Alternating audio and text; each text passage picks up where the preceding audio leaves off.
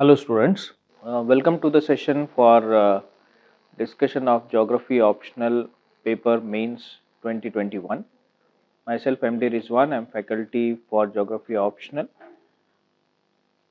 and this session will be done by three faculties who specialize in their areas. You will have paper 1 discussed by me. Then in paper 1, some topics related to ecology and environment will be discussed by Ms. Vaishali, and paper 2 will be discussed by Shivarpit. So, we will be completing the discussion of entire paper. We'll give you an idea about how these questions can be answered, what were the key points that need to be added when you are writing the answers. This will help the students who are preparing for the mains exam next year. Those who have started preparation for geography optional subject, they can take this as a framework for the topic. They can also use this as the insight for these topics and related segments to upgrade their preparation. For those students who have already done the optionals, this can be helping them to upgrade their preparations. So, before starting, we will look at the overview of the geography optional paper. So, this year's paper was compared to, if you look at the previous years 2016, 17 and 18 papers, this paper was moderate level. Okay, it is good that last 2-3 years we are having a moderate level of geography optional. Then the pattern was more or less mixed, in the sense that the type of questions that were asked was having a mixed approach. They were not like only analytical, or they were not only factual or only information based question. So, we have variety of questions that were there in the question paper. And the third one is a very important feature where we find there is a balanced allocation of marks to almost all the chapters in paper 1. Like geomorphology was asked for 45 marks, climatology also 45, there is around 40 marks question from oceanography, bioenvironmental geography again it is around 40 marks. So, you will find a balance in almost all the topics. It means that those students who have prepared these chapters well and they have done almost all the topics of the syllabus, they will be definitely able to complete the entire paper. So, this helps for those students who are doing the things in a very balanced way. They are taking up the optional with a smart approach. This paper is really we can say good for them. It is easy to complete the paper, and given the choice, the student will be able to finish the entire 250 attempt, okay, attempt 250 marks. Now, you see the type of questions that were asked in this year mains. Some questions we find they were direct question, in the sense that see, the question was on plate tectonics and continental drift, information based question on ocean bottom relief, right. Then some questions were conceptual, in the sense where deeper understanding of the topics were required. Like you look at the first question itself, like altiplanation, this is highly conceptual question. So, like this in human geography also you find there are a lot of conceptual question. This year's pattern, if you see in human geography, they have not directly mentioned the names of or the terms of the perspectives, that is chapter number 6. Every year it happens like there is a direct mention of some of the topics of chapter number 6 in question itself, like there is a term of areal differentiation used, or there is a term of quantitative revolution used. But this year's paper, you find instead of the terms derived from the syllabus, they have used some keywords associated with those topics.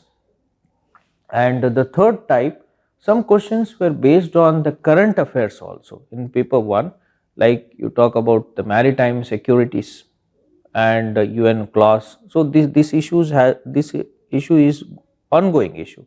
So that linking maritime security with UN clause, because when we study UN clause, most of the students have a approach to just understand the factual part of UN clause, understanding about what is the territorial water, or what is exclusive economic zone or contagious zone, or what are high seas, and what are the criteria for delimitation, and what is applicable at some up to what distance from the coast. But here the orientation is completely different. So UN clause is already there, but it has neglected the maritime security, or how to link between the maritime security and UN clause. So this type of questions also we find. And the fourth important thing was some questions were highly applied questions, wherein we find the application of a concept in understanding certain phenomenons, or like you see the question was there on sea level, or sea level changes, what we mean it as the sea surface temperatures. So sea surface temperatures and its impact. So this is applied question. Like this you find some 4-5 questions which are framed in an applied manner. So a balanced approach we find in the question paper. There are all the varieties of the questions, so your preparation also should be more holistic. From this recent trend, we can conclude that a student who is preparing for the optional subject should prepare in a more holistic manner. He should not have a imbalanced approach. Imbalanced approach means you cannot emphasize only on geomorphology or only on one particular chapter or few chapters. That this kind of approaches you should avoid. Looking at the present pattern, consider that every topic which is mentioned in the syllabus is important for us. Yes, you can take the liberty of deciding within the topic to what extent you need to prepare, but every topic has to be touched. You cannot be judgmental about the chapters, you cannot be judgmental about the topics, you cannot say by yourself that this is not relevant or this is more relevant. I will recommend here those who are preparing for the optional, or those who want to take geography as an optional subject, for them this is also an opportunity that this subject has a well defined syllabus, and the questions that are asked now, if you see the present trend, are within the framework of the syllabus. But the only condition here is the student should have a balanced approach in preparing the subject. You cannot go for like 1 month for geomorphology, another 1 month for climatology, and 2 chapters for 2 months, and remaining 18 chapters in another 2 months. This will be rather, I will say, a wrong approach or wrong method to prepare, and this will later on affect your marks and the attempt.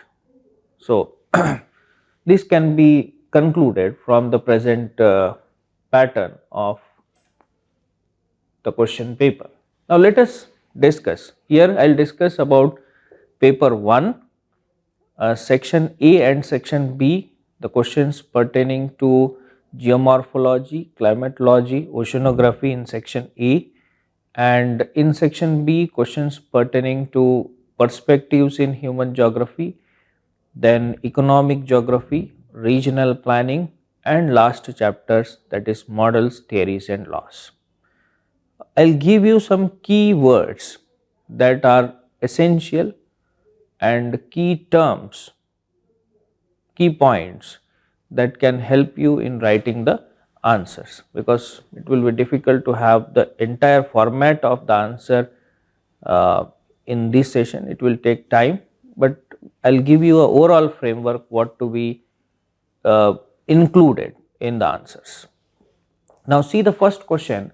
The question was, describe the concept of altiplanation. Now altiplanation, the question is from geomorphology, chapter number 1. The topic is erosion surfaces, that is planation surfaces.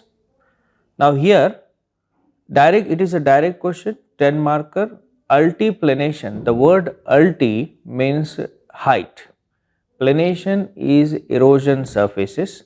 So here you have to explain about the erosion surfaces that are formed at different elevation by the agent of erosion. Now this can be like terraces created by the river, or it can be the glacial erosion which have created the erosion surfaces at different height when these glaciers are moving from the mountain towards the valley, or the glaciers have slided downward.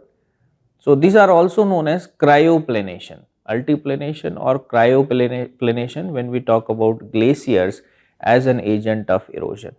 So there are two types of altiplanations found, one associated with the fluvial cycle of erosion and another with the glacial cycle of erosion. So here, if you want to describe these terraces, you can take the help of catchment area. You can draw in the answer a catchment area or drainage basin and show the tributaries and order of tributaries, and based on these orders, and you can include the parameter of height, showing that the erosion surfaces created at different height by the tributaries and sub-tributaries. So taking example of the plains in India, we can see the erosion surfaces in the cross section of the Ganga plain, that can be the part of Bagar, Tarai, Bhangar, and then the coastal erosion surfaces created at the sea or near the sea, that is Kaddar, right. So examples are important. As far as the glacial or cryoplanation is concerned, we can take the example of the erosion surfaces at different heights created in Alaska, the mountains of Alaska having the recession of the glaciers and the formation of the planation surfaces, and even the southern part of Greenland, southern part where again there is melting of the glaciers, this also can be included. Now in this question you can also include the phases of glaciation and deglaciation, the erosion surfaces that have been created after the end of ice age and then the beginning of the warm period, that is Pleistocene ice ages and late Pleistocene periods, right. So this will be the format of answers in question 1. Now see the question 2. What are the question is from climatology. What are the important factors responsible for the air mass modification? Important factors for modification of the air masses. Now this was more or less direct question but bit conceptual. Now here you should be first defining what are air masses, then you should write about what are the characteristic of the source region, that is primary source region and secondary source region. Then you write or mention about how these air masses move from the source region, one source region to other, from primary to secondary source region, and then you write that when the air masses are moving, they get modified because of several conditions they may encounter. So, movement of air masses from one region to other region, this air mass will encounter a new temperatures, new surfaces, it may encounter other air masses, there may be convergence of the air mass, the formation of the front, okay. And when it is encountering different temperatures, the air masses may get heated from below or they may be cooling from below, right. So, heating and cooling process. So, the answer also should include the conditions of stability and instability caused by the air mass or caused within the air masses when they move over the areas of different temperatures, right. So, here the secondary source region, then fourth point is convergence of air masses, the frontogenesis. So, you can write about frontogenesis when there is convergence, then frontolysis and inversion of temperature in such air masses, topographic condition, that is topographical barriers that come in the path of air mass also will modify the air masses, and technically this has to be linked with the isotherms and isobars. And also apart from this, one of the most important factors that has influenced the air masses is the shifting of the pressure belt or shifting of the wind belt with the apparent movement of the sun, right.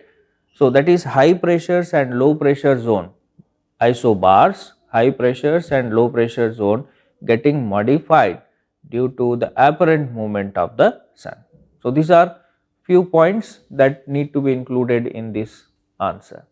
Now, this more or less was easy. Now, question 1C, again 10 marker, discuss the hazard associated with the rise of sea surface temperatures. This is increasing temperatures of the ocean surfaces. The question is also related to sea level changes in oceanography, sea level change in oceanography, but they have not asked you to write on sea level change, but write the effect or hazards associated with increase in ocean surface temperatures. Now, this is again bit conceptual and interlinked.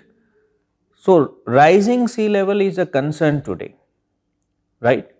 Now, why these sea levels are rising? So, you have to relate it with eustatic changes in the sea level or isostatic changes in the sea level or tectonic changes in the sea level. Then look at the phases of glaciation and deglaciation and melting of the glaciers. But the answer should not be around the sea level change. Answer is to be centered around the sea surface temperatures. So, we are experiencing rising ocean temperatures. Now, what is first, right, why the ocean temperatures are increasing?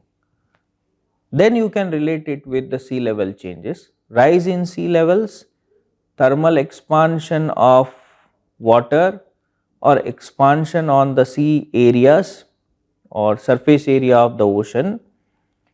Then these are the main factors. Apart from this, the circulation behavior of the oceans and ocean current is changing. Now, if you link the sea surface temperatures, you will find the effect of sea surface temperatures on coastal regions. This may also cause floods. This will also bring about modification of the climatic conditions like change in ocean temperature may affect Indian monsoon. It may cause El Nino and La Nina kind of phenomenon, or it may also cause erratic weather in the coastal areas. Rise in sea level is also linked with ocean temperatures. So, you can link it in a bidirectional way, in this way, as temperature affects the sea level and sea level affects the temperature. So, it is a interconnected phenomenon. And then look at the atmospheric phenomenon associated with the ocean temperatures like cyclones. So, this is in case of tropical region, the temperatures are increasing and this is establishing a low pressure, helping in establishment of low pressures in the oceans, right. Then it also have an impact on marine ecosystem and biodiversity. Particularly ocean temperatures have modified the upper layer of the ocean, that is a photic zone. Photic zone gets modified, and change in the photic zone is having effect on all the species that belong to the photic zone. All these species are like corals and coral reefs. So, most of the biodiversity of the ocean is concentrated within first 200 meters, and if temperatures of the oceans are increasing, this effect is on this upper layer of the ocean, thus this impacts the biodiversity more. And the last one, the changes in the temperature is also affecting the global conveyor.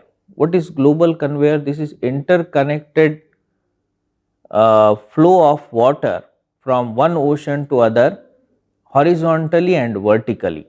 This gets affected, and this is in long run going to cause changes in not only tropical region but also in the polar region. So, this is the effect of the temperatures on the conveyor belt. So, these are the main points to be included in answer of question number 3. Good evening, students. Now, before I go ahead with the analysis of questions and discussion of the questions, let me give you a macro analysis of the question paper of this year's from these sections and in general.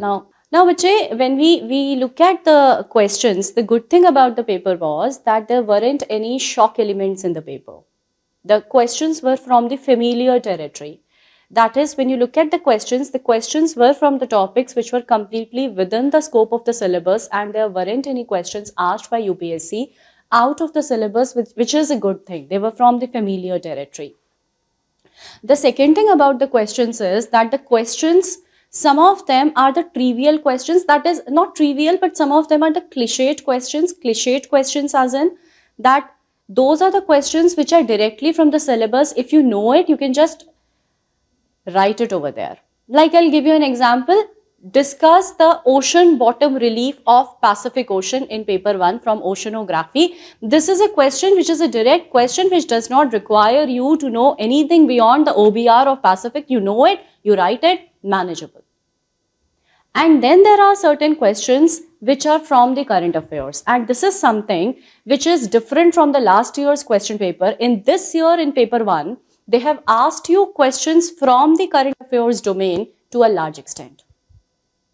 In human geography, in also physical geography of paper 1, especially the topics of environment geography as well as the topics of population and settlement, the examiner has ended up asking you questions from the current affairs. For example, bache, questions on energy transition and carbon neutrality. Now we know this is completely from current affairs. Something on the aging population. They ask questions on demographic attributes. Every year UPSC will ask you a question on demographic attribute, but the socio-economic challenges, and that comes into picture because of certain current developments which I'll henceforth be discussing when I take the question with you. So the questions had a sharp edge to them. I say that the questions had a sharp edge to them. you knew the basics, you knew the fundamentals, and I was very happy to look at the question paper because as per me, most of the discussions were held in the class. And let me tell you what's my reason of having this discussion with you guys over here live present in the class, because I want you to understand that bache, what you have known, what we have taught will not be probably asked directly, but will have to be applied by you as and when the question demands it. And in certain other questions, you need to modify what you know as per the demand of the question. You know that. लेकिन examiner ने वैसे नहीं पूछा, उसने little tweaking या modification के साथ पूछा, and you are answering that with the in the customized manner as the examiner has asked you the question. Now, let's start with the discussion. Paper 1, question 1D. Bacha, the question says that gene pool centers are good hope for biodiversity conservation. Elucidate. Right? Now, this was a 10 marker. And the gene pool centers concept was discussed in the class. And if you remember, so bache, gene pool centers, you open up your answer with the introduction wherein you discuss the definition of gene pool centers.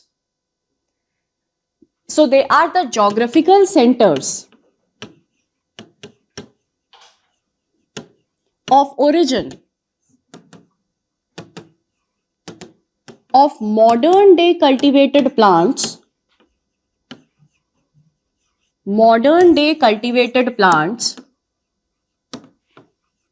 and domesticated animals. And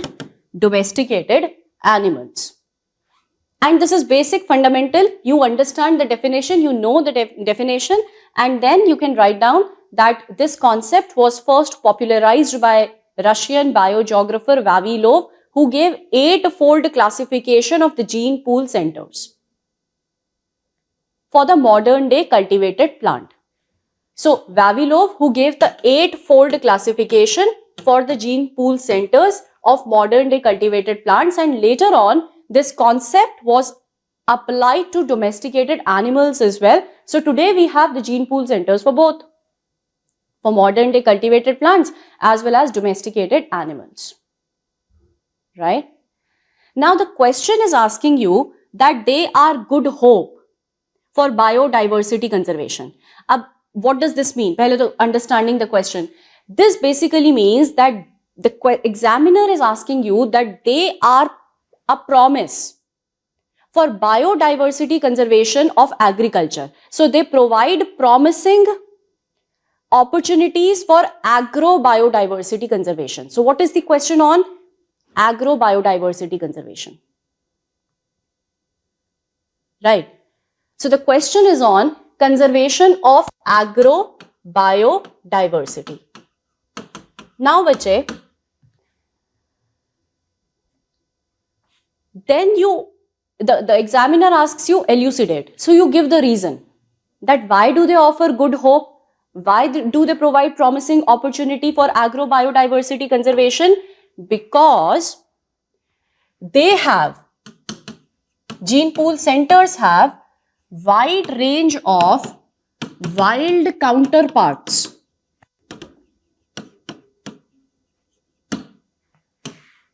Wide range of, that is great range of, that is they have high genetic diversity. Gene pool centers have high genetic diversity. They have high species diversity in general, but very high genetic diversity of modern day cultivated plants and domesticated animals. So they provide wide range of wild counterparts of modern day domesticated animals and cultivated plants. So they have very high genetic diversity. And since they have high genetic diversity, that is why they provide good hope. But then something more to it. If you remember, bache, in the material which was provided to you and in the class I discussed with you that there is report by FAO, State of World's Biodiversity for Agriculture. This is the report by FAO. And I also shared with you the latest report, that was the 2019 report. Right. Now the examiner is not directly asking you the report, and they will never directly ask you to write a short note on this report. But you have studied it, and this has a practical application in this question. And the application part is that you mention that as per this report, the genetic diversity and the species agrobiodiversity is right now on the decline. And then you give certain statistics from the report. You give certain statistics, certain key highlights, bache, from the report. 2-3 major points and your answer is done. And what are those major points from the report? Like, one of the major observations of the report is that just 9 plant species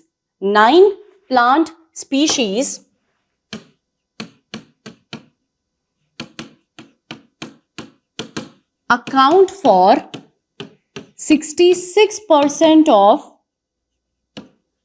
global food production right now. Account for more than 60% of the global food production, global crop production, food production with respect to crop production right now. So that's one of the major points. Then next is that livestock production today is based on about 40 animal species globally. So when we talk of the livestock production, there is reduction of biodiversity there as well. So the livestock production is based globally on 40 animal species globally. And report also says that most of the meat, eggs and milk production globally is from handful of species. So it is not just agrobiodiversity की जब बात करते हैं, agrobiodiversity of not just the major food crops but also of the livestock is on the decline. Right? So you give these 2 points, and one of the observations of the report is that all kinds of agrobiodiversity, genetic, species and ecosystems is on the decline. And which I often tell you that you have to use these technical concepts, these jargons in your examination. Now, this is what you have learned. What is biodiversity? What are the different types of biodiversity? We studied 2 classifications. One of the classification was, it could be genetic, it could be species, it could be ecosystems. And another classification taking community as a reference, alpha, beta, gamma. But यहाँ पर taking community as a reference की ज़रूरत नहीं है. The application part is going to be of that genetic, species and ecosystems, all the 3 types of biodiversity, they are on the decline as per the FAO report. And that's why it is critical to conserve the agrobiodiversity. So basically you are moving towards that there is a dire need to conserve the agrobiodiversity, and for that the gene pool centers, they offer a good opportunity. Because the gene pool centers are the areas which provide recourse to genetic materials. They are the geographic areas which provide recourse to genetic material of agrobiodiversity. And this agrobiodiversity is fast declining, which you have already discussed through the major observations of the report. And it is all, now you are concluding, it is all the more critical in the present times to provide resilience to agriculture. And why do I say in the present times? Because in the present times there is climate change. Right? So simplified ecosystems which go for monocropping have very little resilience. You need not write all this because this is a 10 marker. Had it been a 15 marker. Right? So you know all that.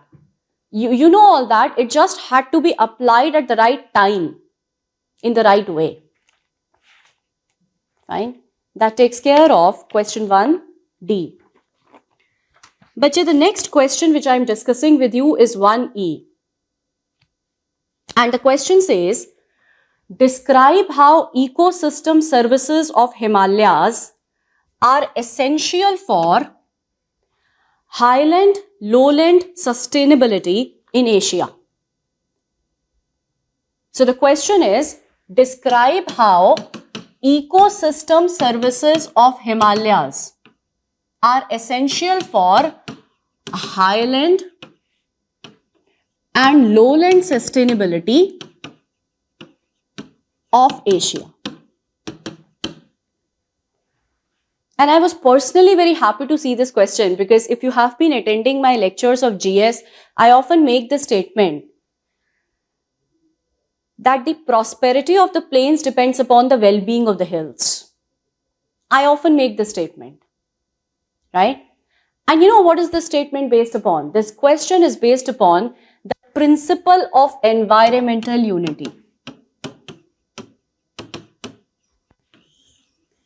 And if you remember the principle of environmental unity, what had I discussed with you? I discussed with you that in nature, in ecosystems, in biosphere is one large interconnected system where different components are interconnected to one another, isn't it? And making a change in any part of the system will have a cascading impact over other components of the system as well, probably with a lag time. So this was the principle of environmental unity which we discussed. So ये जो question है बच्चे, this is the question of applied dimension of the principle of environmental unity. Right? And these are the questions which I call as the questions having a sharp edge. They are not typical cliched questions, discuss the principle of environmental unity. No, they are the applied questions. Right? Acha, अब you have to discuss this. पहले तो, how does your process of intellectual stirring begin? How does your thought process begin? देखो, if you have to answer this question, quickly what you will think is कि यार Himalayas, Asia, 7 countries हो गई. Right? India, Pakistan, Nepal, Bhutan, Bangladesh, Myanmar, China. 7 countries हैं, map बना सकते हो ना? I often tell you, you find out ways to incorporate maps in your answers. Maps are a very essential part of your answers. So you show Himalayas, you make a regional map of Asia, not the entire map. You show Himalayas and you mark or shade the highland and the lowland regions of entire Himalaya. Right? And then bache, so that's going to be the highland lowland region of Asia. And then what are the ecosystem services bache? Ecosystem services, now you need not write this that there are 4 types of ecosystem services. No, need not write that. But you just remember that the ecosystem services as per UNEP are of 4 types. They can be provisioning, they can be regulating, supporting, and cultural. So basically you have to answer in the question that what are the different kinds of ecosystem services which are provided by Himalayas which ensure the sustainability of the highland and the lowland regions of Asia. So you begin with that the highland lowland regions of Asia are interconnected with one another, that is through Himalayas, based upon the principle of environmental unity. You introduce your answer like that, and then you show a map wherein you depict the highland lowland regions, that is the entire watershed of Himalayan region up till the coastal areas, and you mark those on the river, mark those with respective countries. So northern plains, pura India nahi shade karoge. You will shade northern plains of India. Right? So that takes care of the introduction of the question. And then you have to elaborate upon what ecosystem services are provided which ensure the sustainability. So bache, the first ecosystem service which is provided is the provisioning service of fresh water by the glaciers. provisioning service of fresh water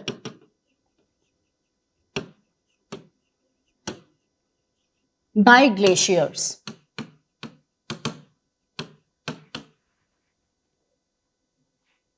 And if you remember, in the class I had discussed with you report by International Center for Integrated Mountain Development. And when I was discussing climate change with you, when I was discussing about fast melting glaciers and impacts on the cryosphere because of climate change. So as per this report, around 250 million people of वो report तो Hindu Kush Himalayan region पर थी, but 250 million people of the Himalayan hills or around 200 million people of Himalayan hills and around 1.6 billion people of river valleys and plains. River valleys and plains of these hills are dependent upon the provisioning service of fresh water by the glaciers of these Himalayan hills. So water security, a very important part of sustainability through the provisioning service of fresh water. Then बच्चे, similarly climate regulation, एक regulating service, very critical regulating service which determines the sustainability is climate regulation. And Himalayas have a role to play in climate regulation of the entire world because they are also called as the third pole. So if they regulate the climate of entire world, it means that they regulate the climate of Asian region as well. And you need not write that, but you know the linkages between Indian monsoons, Indian climate and Himalayas. You know the role of Himalayas in Indian climate, right?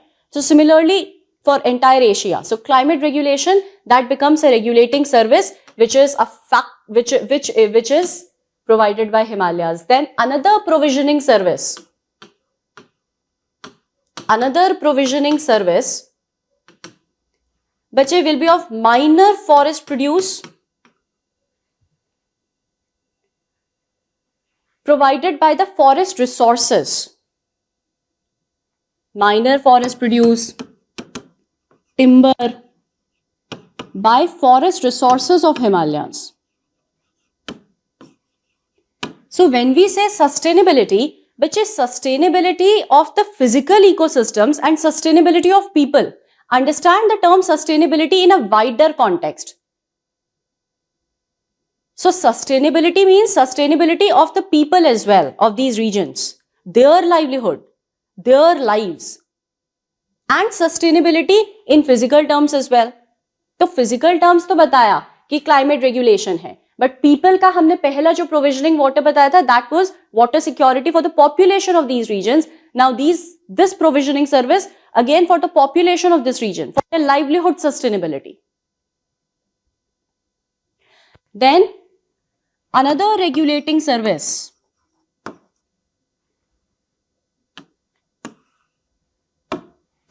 Another regulating service can be flood regulation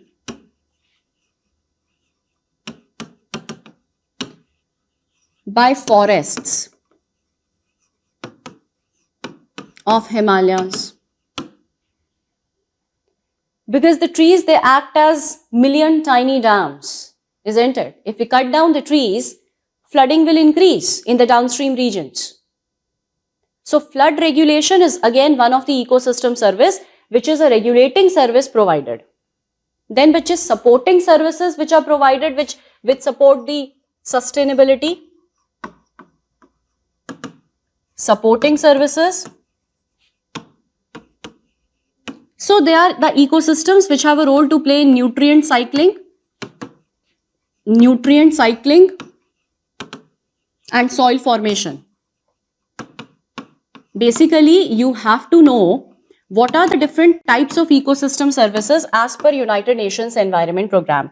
UNEP has given fourfold classification and different types of ecosystem services under that. And once you remember that table, उसके बाद तो बस वहां से उठा के you have to link it with Himalayas and you have to keep writing it. And then बच्चे the other type of service is the cultural service. Cultural services like recreation, like aesthetics. So recreation, aesthetics, spirituality. Spirituality. Right? So through all these services, Himalayas ensure the sustainability of the highland and the lowland regions. Question number 2A. So in this question, you have to link between the two concepts with the third one, that is the concept of isostasy has to be linked with the plate tectonics. So how to link it? Because isostasy is talking about density and density adjustment. So there is a concept of what you say, a zone of compensation. So relating zone of compensation with the plate tectonics theory. So here you can understand the plates are of different sizes, the plates are of different material or different weight, different mass, and these plates they have the landforms on them and they are resting on some flexible material. This flexible material is asthenosphere. So when you link from isostasy to plate tectonics, we can say the asthenosphere in plate tectonics is a zone of compensation. Asthenosphere is a zone of compensation where the plate densities are getting adjusted, right. So there will be a submergence of the plate or subduction of the plate, there will be formation of a new plate. So all this is happening on the asthenosphere. Thus asthenosphere is acting as a zone of compensation as mentioned by Hefford and Bowie. Then how to relate the continental drift theory with the plate tectonics. Now a student is expected to draw the areas of certain plates and then show the direction of the plates here. So this will help you in making examiner understand that the movement of the plate is going to cause the drifting of the continent. So continents are the part of plates. Continental drift theory talked about movement of the continents, sliding of the continent. This is true because we are having a remote sensing data of drifting of the continent. Today we also know that the continents are moving, but the pace of movement is very slow. This can be explained by the present movement of the plates. So here you can explain that a Pangaea which was mentioned in continental drift theory might have got disintegrated and the segment of Pangaea might have moved because of the drifting of the plates. And if these plates keep on moving, keep on drifting, there will be formation of new plates and existing plates will be destroyed and there will be restructuring of the surface of the earth or restructuring of the configuration of the earth's surface. So here you have to show formation of the water bodies and closure of the water bodies, right. So this will be the link between the two theories with the plate tectonics. So you can in general draw the diagram for convergence and divergence of the plate and show how the surface of the earth got overall. See, densities of the plate and subductions can be related and these subductions are occurring in the zone of compensation, that is lying below the lithosphere, a part of asthenosphere. Now question number 2B, it is give a detailed account of ocean bottom topography of the Pacific Ocean. This question was very much direct, as it is mentioned in the syllabus in Oceanography, Ocean Bottom Relief, OBR. So, question is more factual. So, a student can attempt this question provided he has done the atlas work here. So, I have just pasted the atlas, from atlas, the image of the Pacific Ocean. So, this is a Pacific Ocean.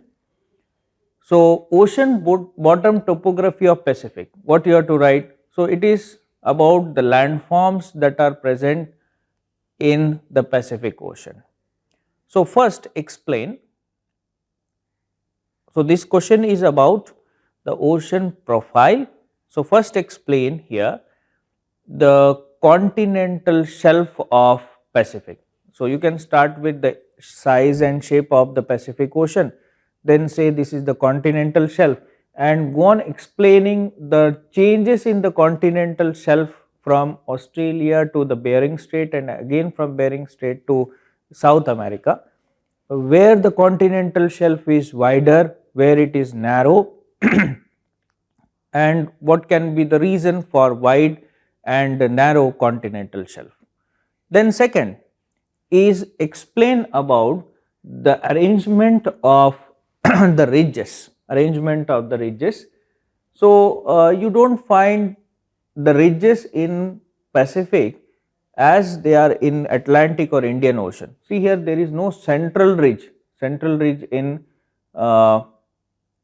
the Pacific Ocean, but there are scattered ridges, like Hawaiian ridge is there, then you have mid Pacific mountain, then you are having this eastern Pacific rise. Okay. So, this in this way there are scattered ridges, but the Pacific Ocean is having lot many fracture zone in the sense that there are certain faults located on the floor of the Pacific, and there are some trenches which are located. You can take the help of the plate boundaries here. So, here you have the Indo-Australian plate, then you have the Burmese plate and Philippines plate on the western side, and this is the North American plate, and then on the eastern side you have Nazca plate, right.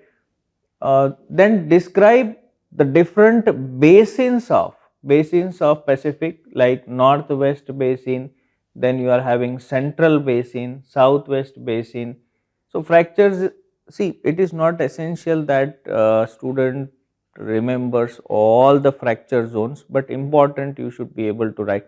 See, this type of questions, this thoroughly depends on the practice you have done for these topics.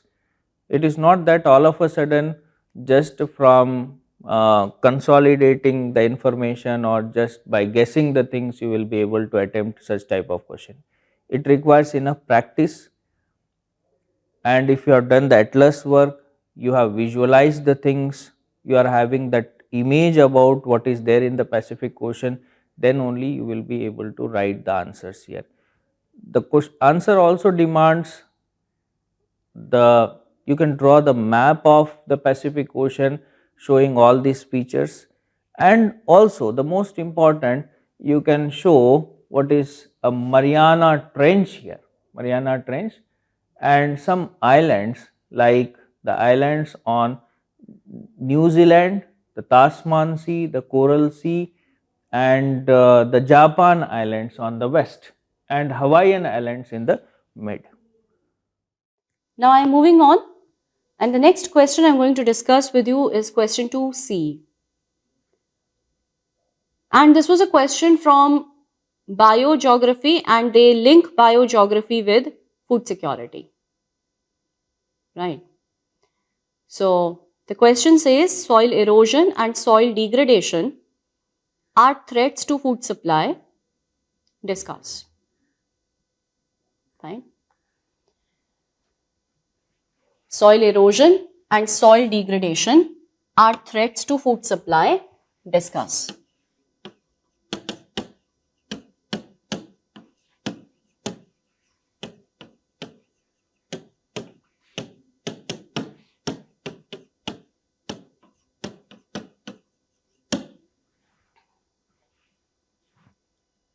Now you have known different types of land degradation, and land degradation is what is the examiner calling as soil degradation. Fine. And bache, you open your question by discussing that in the present times, unsustainable use of land. Basically, it is the unsustainable use of land which is causing soil erosion and soil degradation. So, in the present times, unsustainable use of land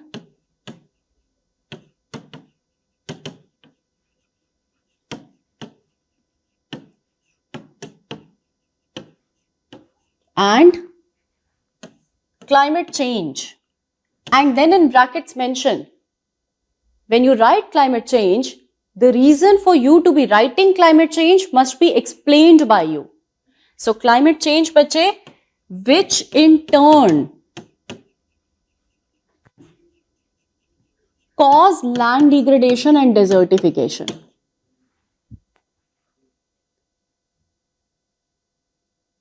Right? So now the examiner knows that you understand the wider linkages between different components of the environment, which in turn cause LD&D. They are the most formidable challenges for food security globally.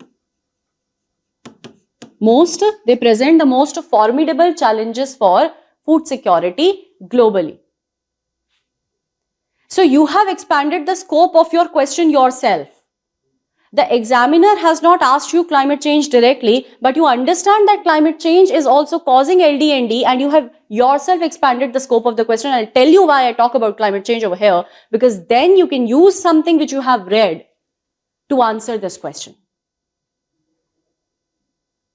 Fine. Then, bache, you can draw a quick table. A quick table wherein you write what are the different types of soil degradation. What are the different types of soil degradation? So, soil erosion, loss of nutrients,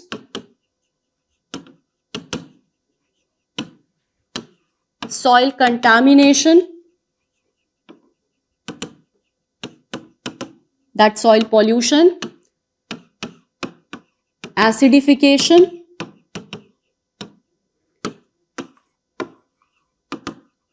salinization, and something called as soil sealing. So, soil sealing is, write down, soil sealing is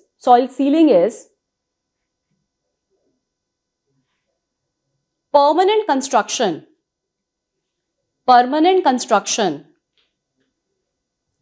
over the land due to increasing urbanization.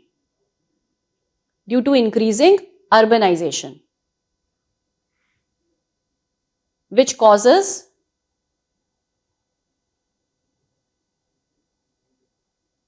irreversible change in the slope characteristics.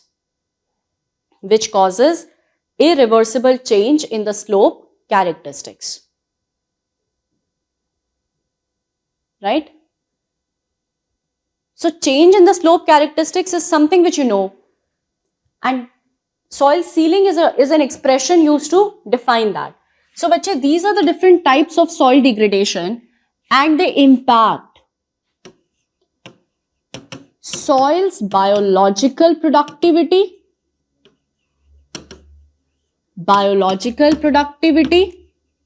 and how do they impact soil's biological productivity?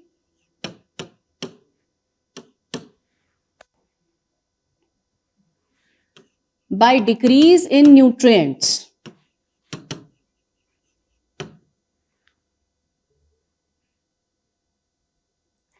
By decreased rooting space.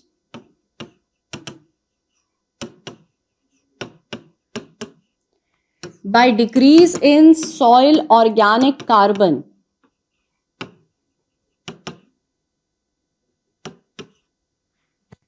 Decrease in soil organic carbon. decreased water retention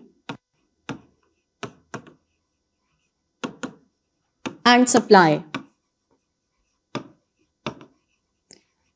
So quickly you mention a few points how this kind of soil degradation will impact the soil's biological productivity. And now once we have the reduced biological productivity because of all this, what will be the impact? Decreased crop yields. Decreased crop yields. What will be the impact of all this? Decreased crop yields. Along with that, limited livelihood opportunity into agriculture. Limited livelihood prospects in agriculture. And when there are limited livelihood prospects in agriculture, there may be livelihood loss for some. And there may be increased poverty as well. Because now resources are becoming scarce, so there may be increased poverty as well. There can be increased conflicts as well. And when we have that, all this in turn will lead to impacts on food security, impacts on food supply. But now you have summarized your broad understanding of the answer, right? And now the examiner looking at this knows that you know where to take your discussion. And then if you can give certain statistics by UNCCT. So what does UNCCT says? UNCCT says that every year, and I'll give you these statistics, these are the recent one, every year 12 million hectares, if you can note down, as per UNCCT, every year 12 million hectares of productive land are lost to desertification and drought. They are lost to desertification and drought. And this land could produce 20 million tons of grains annually. 20 million tons, 20 million tons of grains annually. Right? तो आ गया बच्चे आपका, you have substantiated your point with a fact as well from UNCCT that every year 12 million hectares are lost to soil erosion or any other type of land degradation, and it could actually supply, what is the opportunity cost? 20 million tons of grains. That's the opportunity cost. Fine. And then bache, now this question was a 15 marker. So you have scope to write more. And then you mention that as per FAO's report on state of food security, more than 800 million people globally are facing hunger and malnutrition. And you know this? You know this. This has been discussed as a part of population problems, hunger and malnutrition. So more than 800 million people globally are facing hunger and malnutrition, and some of the most critical reasons or pressing reasons for this increased hunger and malnutrition, they are conflicts,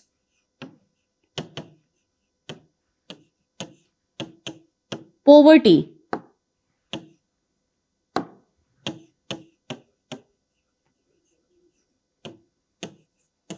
climate extremes. Conflicts, poverty, climate extremes. Right?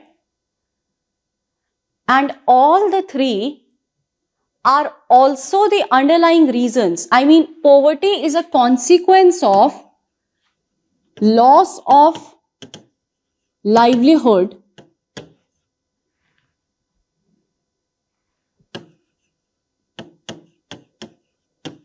due to soil degradation.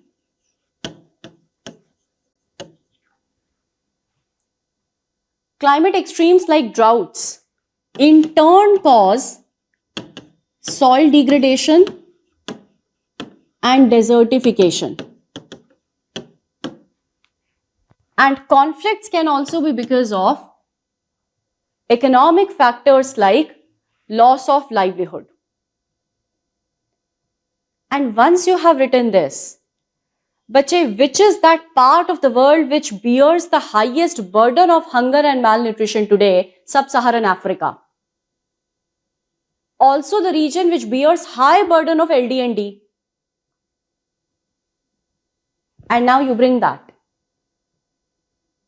How there are interlinkages between these factors and the land resources is reflected through the example of region of Sub-Saharan Africa. Or bana do map, bana do Sub-Saharan Africa, which has some of the highest or which has the which bears the maximum burden of hunger and malnutrition globally, as well as has high extent of LD&D. Right? And this proves that there are interlinkages between soil degradation, erosion, and food supply. At times they will have direct linkages, at times they will have indirect linkages. Every time it will not be a simple correlation of cause and effect.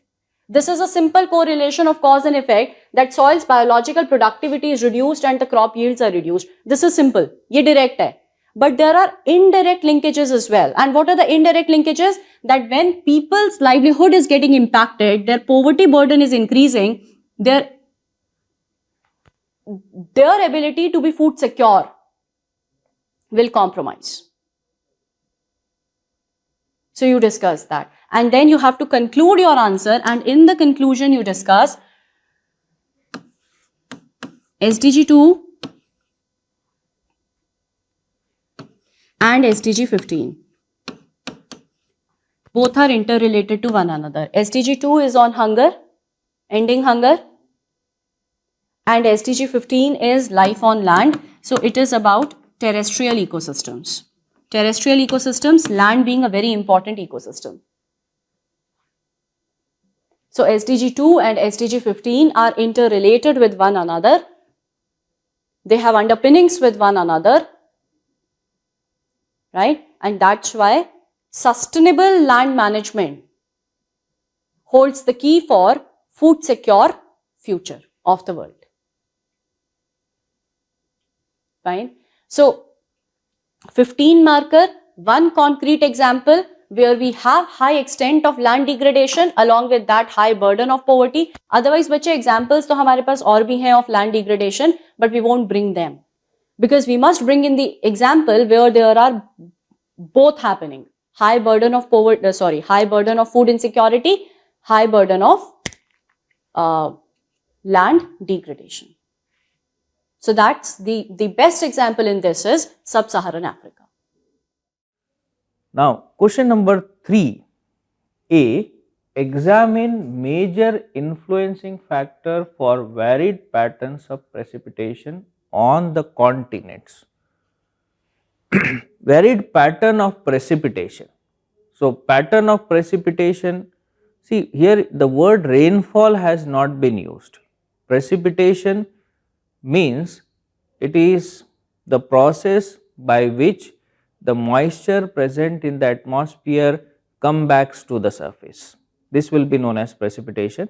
Major form of precipitation is rainfall, then you have snowfall, and some places it can be hailstone and sleet, but you can focus on rainfall and snowfalls.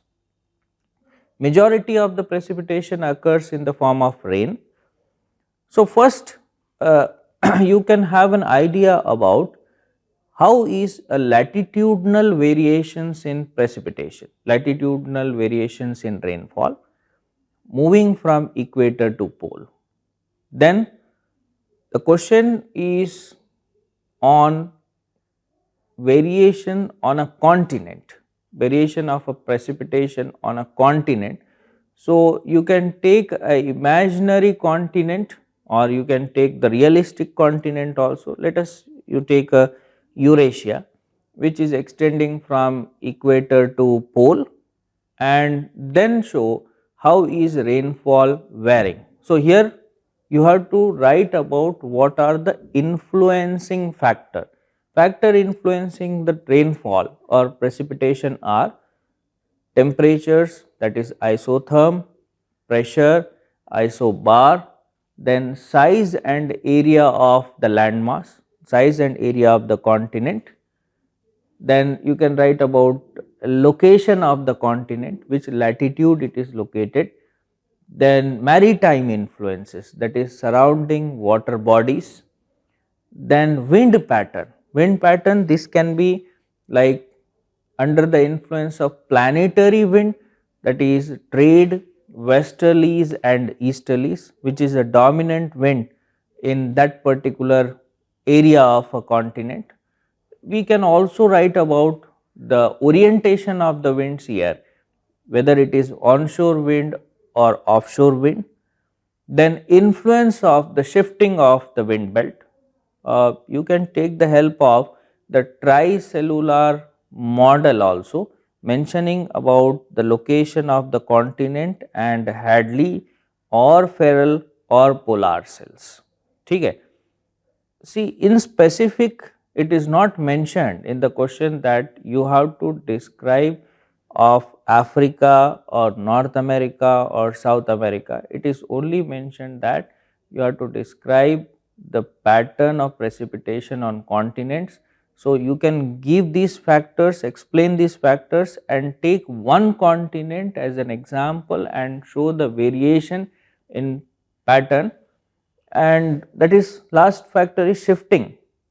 Apart from these, because majority of the rainfalls occurring on the continent is orographic in nature, therefore the physical barriers, arrangement of the mountains and other physical barrier also is an influencing factor for distribution of precipitation, right. So, this is the structure. This answer should include one example of a continent and showing the pattern of precipitation on continent. You can better to take Africa because it is lying above and below the equator in such cases. Instead of taking a continent which is completely in northern hemisphere and completely in southern hemisphere, better to take that continent which is distributed above and below, which will help you to explain it in more better way. Now, question number 3b is maritime security is being neglected, indicate the major challenges and suggest the solutions in context of law of sea, context of law of the sea, right. Now, this question is again on oceanography, context of law of the sea. This topic has to be analyzed as in relation with frontiers and boundaries, geopolitics and also UN clause. So, here major part of this answer will be UN clause. You can mention about the provisions of UN clause in short, show the territorial waters, then talk about contagious and exclusive economic zone, then talk about what are the provisions for vessel movement. You can also mention about innocent and non-innocent passages, provisions about innocent and non-innocent passages. Then you can also add a supplementary laws relating to the maritime securities, supplementary laws related to the maritime security. like previous laws were there, that freedom of sea uh, before this UN clause. Okay. Now, see, UN clause, which is the major convention, United Nations Convention on Law of Sea. The question is also pertaining to law of sea, but it is not specifically for UN clause. So, you can take a liberty here in this answer to include all those laws what you have studied related to the maritime security, right. Then what are the concerns in maritime security, or what is, first define what is maritime security, why it is becoming more and more important for the countries. You can mention about the trade, the increasing volume of trade, the sea routes, and also something like freedom of movement, access to resources, access to the sea route, sovereignty of the nation, sovereignty of the nation irrespective of their identity, whether it is a landlocked countries or the coastal countries or littoral countries. So, this will be one part of the answer. Then what are the growing challenges in maritime security? So, maritime security, when the vessel is moving, what type of vessels are allowed?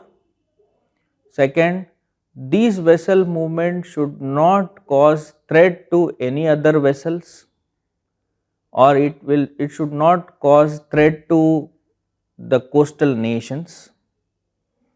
It should not be a threat to environment. Okay. Even the issues like dumping of waste, issues like pollution, environmental pollution, these also are included in the wider perspectives of maritime securities.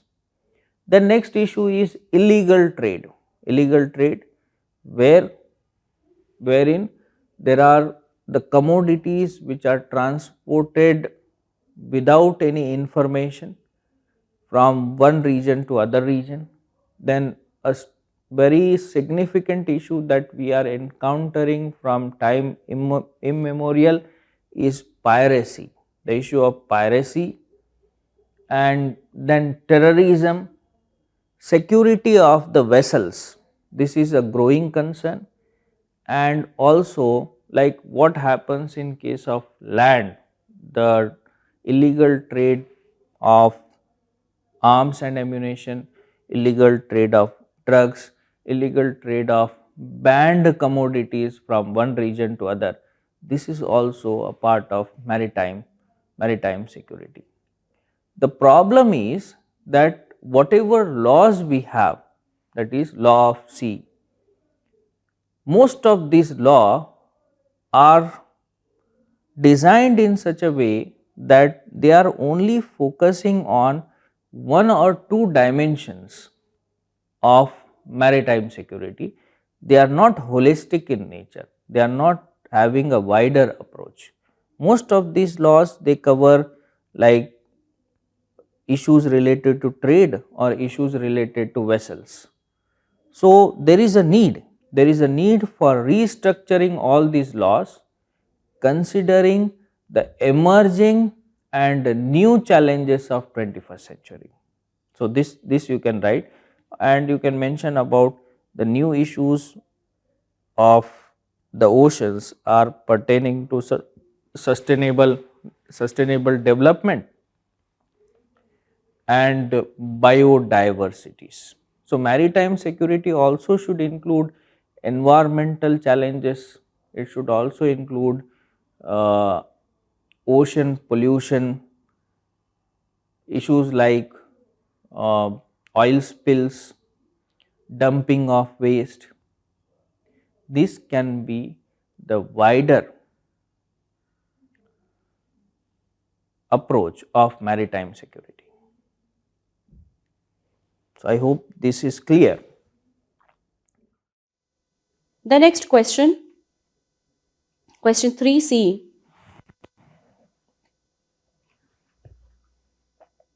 explaining the concept of carbon neutrality, describe the measures taken by carbon positive and negative nations.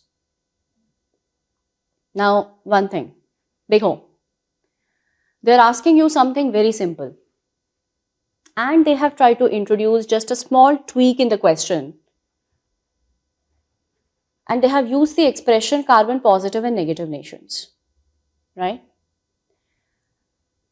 Now, you may be wondering about what are the carbon positive and the negative nations, because we don't readily read about carbon positive, carbon negative nations.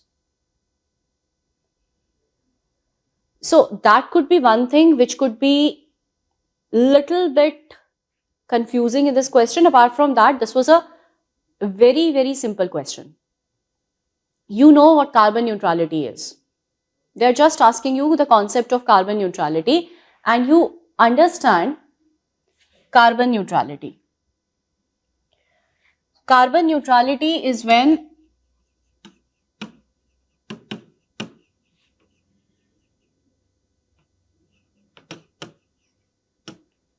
there are net zero emissions. Carbon neutrality is when the carbon emissions of the country are completely compensated by carbon sequestrations. When there is a complete balance between carbon emissions due to human sources and carbon absorptions into carbon sinks. That's the state of carbon neutrality. And when did this concept of carbon neutrality first came in? It first came in through the IPCC special report, and I discussed that it was the IPCC special report 1.5 degrees Celsius of 2018 which first discussed the concept of net zero emissions. That's why the countries today are talking about net zero emissions, because it was over there back in 2018 scientific report by IPCC 1.5 degrees Celsius that they provided the solution that world must go net zero by the mid-century to achieve the Paris target. So this was first introduced by IPCC special report 1.5 degrees Celsius. You mentioned that. And you have opened your answer. And then the carbon positive, carbon negative countries, bache. The carbon positive countries are the ones which have had historically high emissions and have high emissions even today. Most of the developed world falls into the category of carbon positive countries. United States, EU, these are carbon positive. Even the developing countries, the fast developing countries of today's India, China, Brazil, these are carbon positive countries. And the carbon negative countries, bache, the small island developing states, smaller nations of the world like Bhutan. Bhutan, to everybody knows now it's carbon negative. But sirf ek example se to your answer it won't work. So you need to write other countries as well, which are small island developing states. So Tonga, Tuvalu, PNG, Solomon Islands, all these small island developing states, they become the carbon negative countries. And now the question asks you, what are the measures undertaken by carbon positive, carbon negative countries for carbon neutrality? So, bache, for carbon positive countries, discuss the measures first, because it is the measures of the carbon positive countries which are critical to reach carbon neutrality. Right? So, the measures by the carbon positive countries, and if you have gone through the developments at COP26, you could just write them. At the Glasgow Climate Pact, now more than 90% of the global emissions and more than 90% of the world's GDP have committed to go net zero. So that's the first development of the Glasgow Climate Pact, right? And more than 90%, I mean, the moment you write more than 90% of the global emissions and more than 90% of the GDP, it covers major emitters like European Union, United States, etc. That's the first. Then, bache, what are the other measures? Again, all you have to do is think of COP26 and the developments over there. and that takes care of it. So global methane pledge,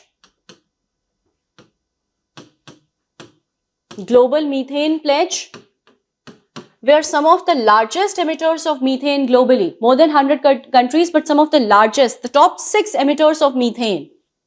It includes US, European Union, Brazil, Pakistan. So it includes countries like this which have committed to reduce their methane emissions by 30% by 2030.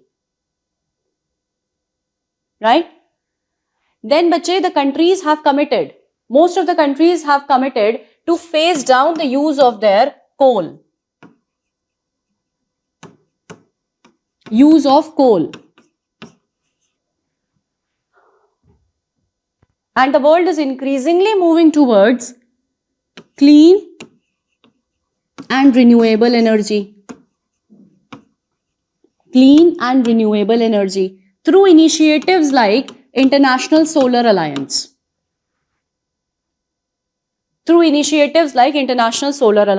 And then you can discuss how India in the last couple of years has significantly ramped up its renewable energy capacity. Right? So India is a carbon positive country. India's emissions, we call it as carbon positive. India in absolute terms is the third largest emitter. So India falls in the category of carbon positive country. So you write that. Then, bache, another thing is how the countries have taken the pledge for halting and reversing deforestation and forest degradation.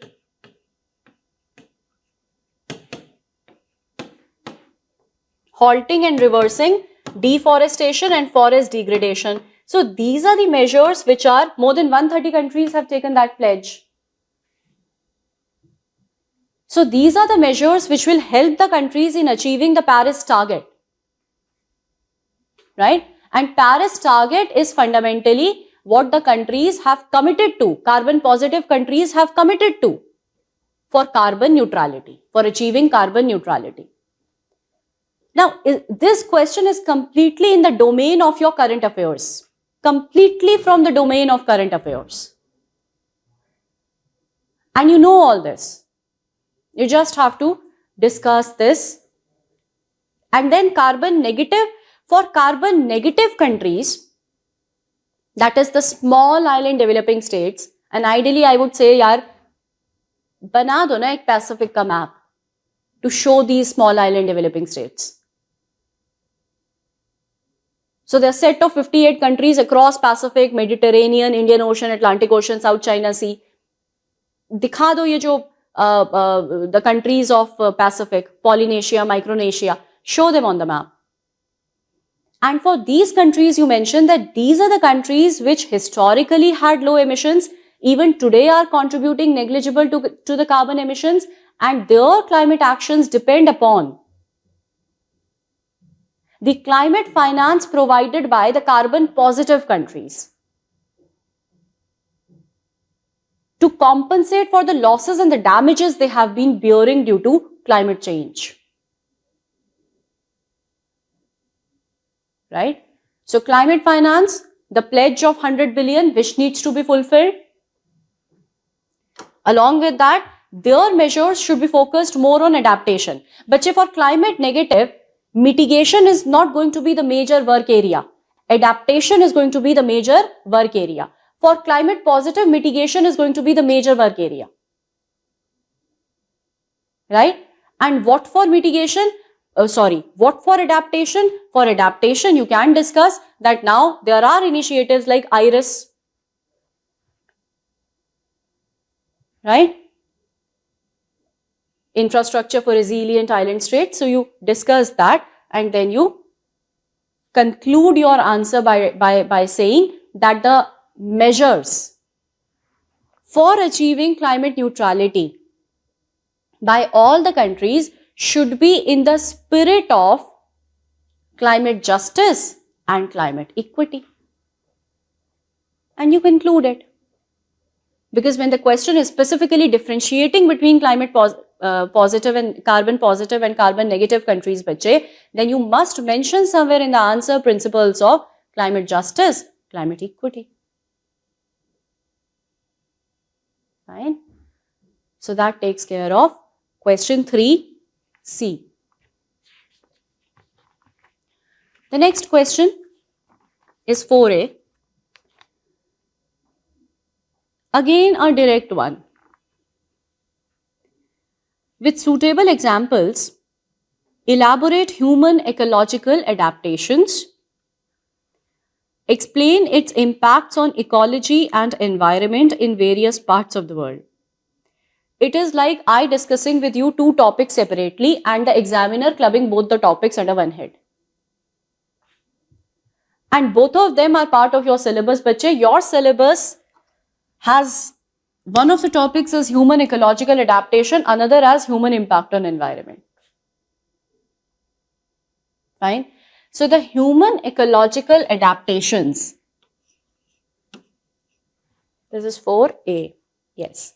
The human ecological adaptations, bache,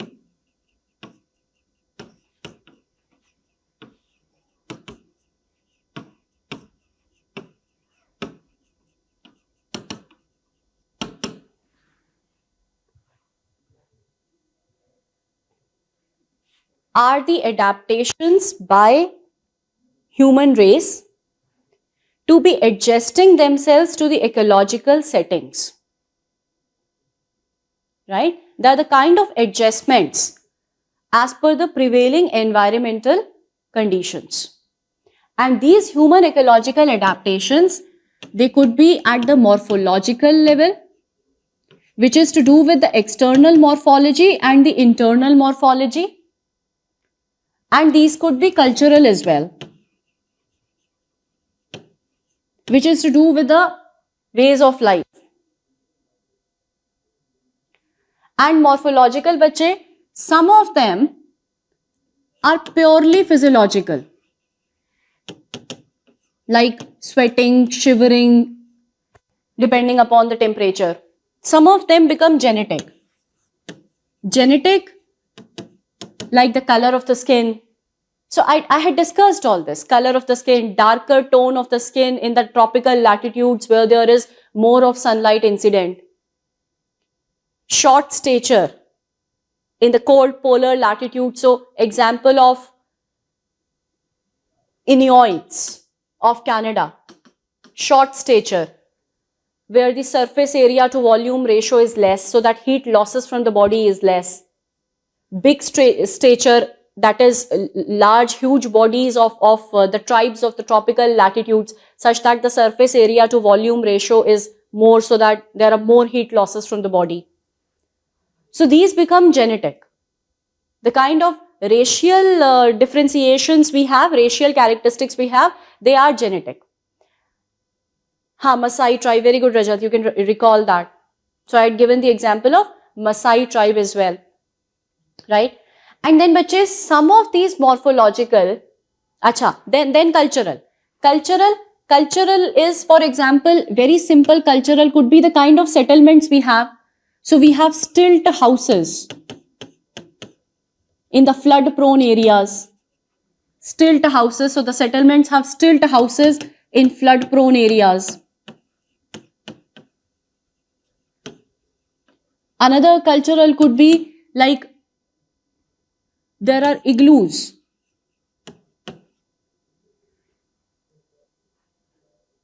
In the polar type of climate by Eskimos.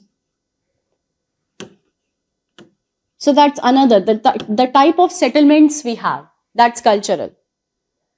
And then bache, the more important part of human ecological adaptation is what has differentiated man, humans, from the rest of the species. So the higher brain capacity, the higher brain size, providing better cognitive abilities,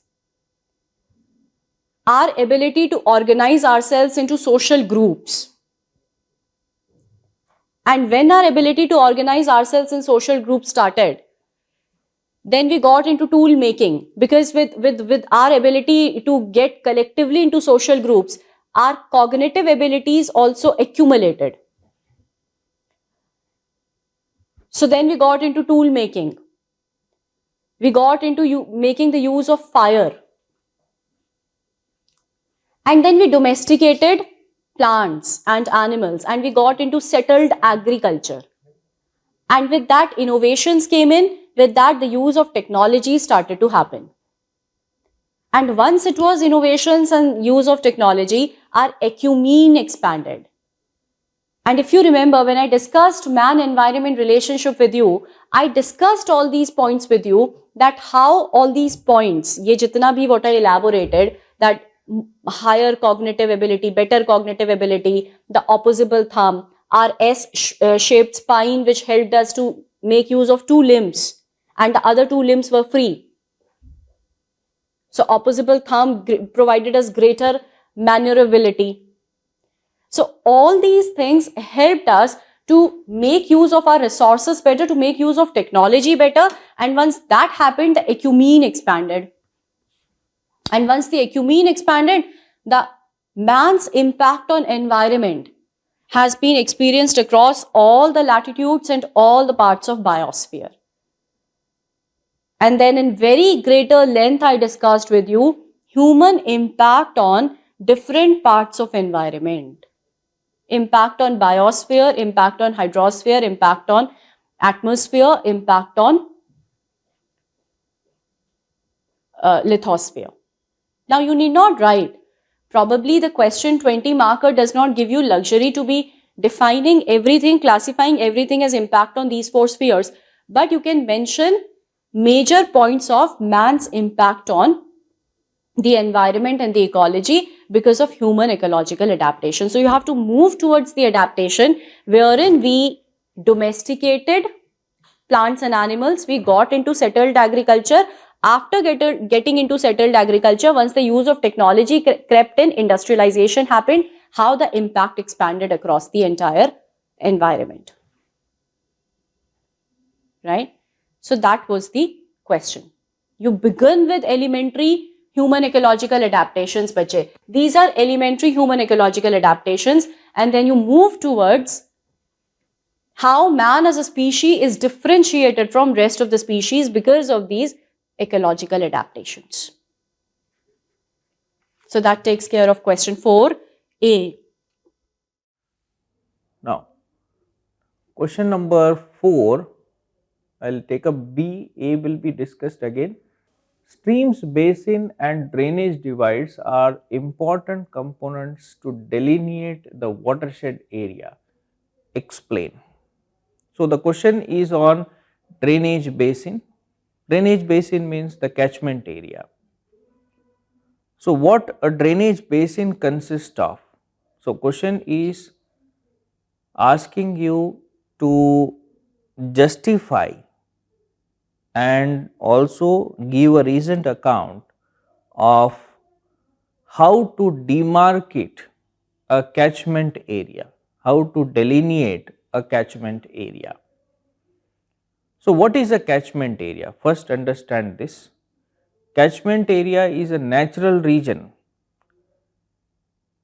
from where the river is collecting the water. It is also known as drainage basin. So a catchment area consists of arrangement of the main river channel, then tributaries, sub-tributaries and the streams flowing in a particular direction. So this can be identified by order of a river. A catchment area can have a different pattern of drainage, like it can be a dendritic pattern of drainage, or it can be a trellis pattern, it can be radial pattern, because the flow of streams can be in different directions. Now what is the guiding factor for this flow of stream? This is the slope of land, slope of the topography or the relief. So delineating the watershed, delineating a watershed means it is to differentiate between one river basin with other. So for example, it is a Ganga river basin, or it is a Godavari river basin, or Krishna river basin. So it means that we are differentiating between the catchment areas of different river. Now when it is a Godavari river basin, Godavari originates in Western Ghat and flows on the Deccan Plateau, then flows into the coastal plains and then joins Bay of Bengal.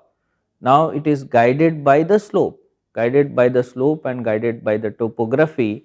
So here first define a catchment area, then show the effect of what is drainage density and what do you mean by pattern, then relate it with the topographic variation. Topographic variation means slope and changes in the slope, variations in the slope, and you can mention about what can be the source of a river, evolution of a river.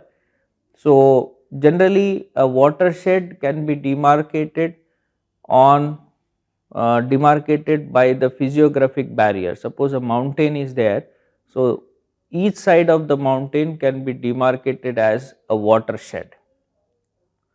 So definition of watershed is, it is the unit of land guiding the flow of water in a particular direction by virtue of its slope. So when water is moving in particular direction, you will find that it is joined, these streams will join together, and one point of time all these will join to form a main river channel which drains into the river, and that becomes a drainage basin or catchment area of the river guided by the slope of landform, right. So you can take the help of the Davician model, fluvial landforms at different stages, that is youthful stage, mature stage and old stage. And also, so this is not necessary that you should elaborate these things, but you can have 2-3 lines on this Davician model or fluvial cycle, not required to elaborate much, but just give an idea that yes, the slope of the landform and watershed can be linked with these processes of channel morphology in Davician model or stages of evolution of the landform, right.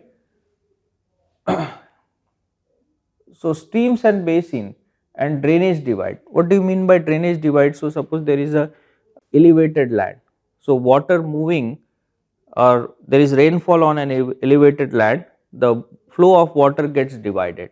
Okay, so this may create two streams which may convert somewhere else. In this way, it is known as a drainage divide. Drainage divides are the topographical features that will divide the flow of water. So you can take into account the heights of different landforms of a given region, and from this height we will be able to demarcate the boundary of a catchment area or boundary of a watershed. Diagram can be drawn. You can draw the diagram for this answer to show the catchment area and show the order of the river. Main river channel is numbered as 1, tributaries as 2, sub tributaries as 3. In this way, you can have multiple orders of the river. Now, question number 4C was on climatology, indicating the causes of lightning. Describe the threat associated with it. Lightning as a climatological hazard, right. So first is what is lightning. Now this topic was um, generally not a mainstream topic. So thunder, lightning, fog, these are we can say corollaries to the main topic, but now you are expected to do this also. So first is explain why lightning is produced. Now lightning is generally produced due to friction, and this friction will be between the water droplets, or the friction is because of movement of the water droplet in different direction. So, this is a static energy that is produced in the atmosphere, and the separation of the charge, you have to, so there is a formation of opposite charges at two levels, so there is negative and then positive charge. So, earth is acting as positive and then there is negative charge in the atmosphere, and when these charges are accumulated, it get connected between, like it is a connected between two filaments.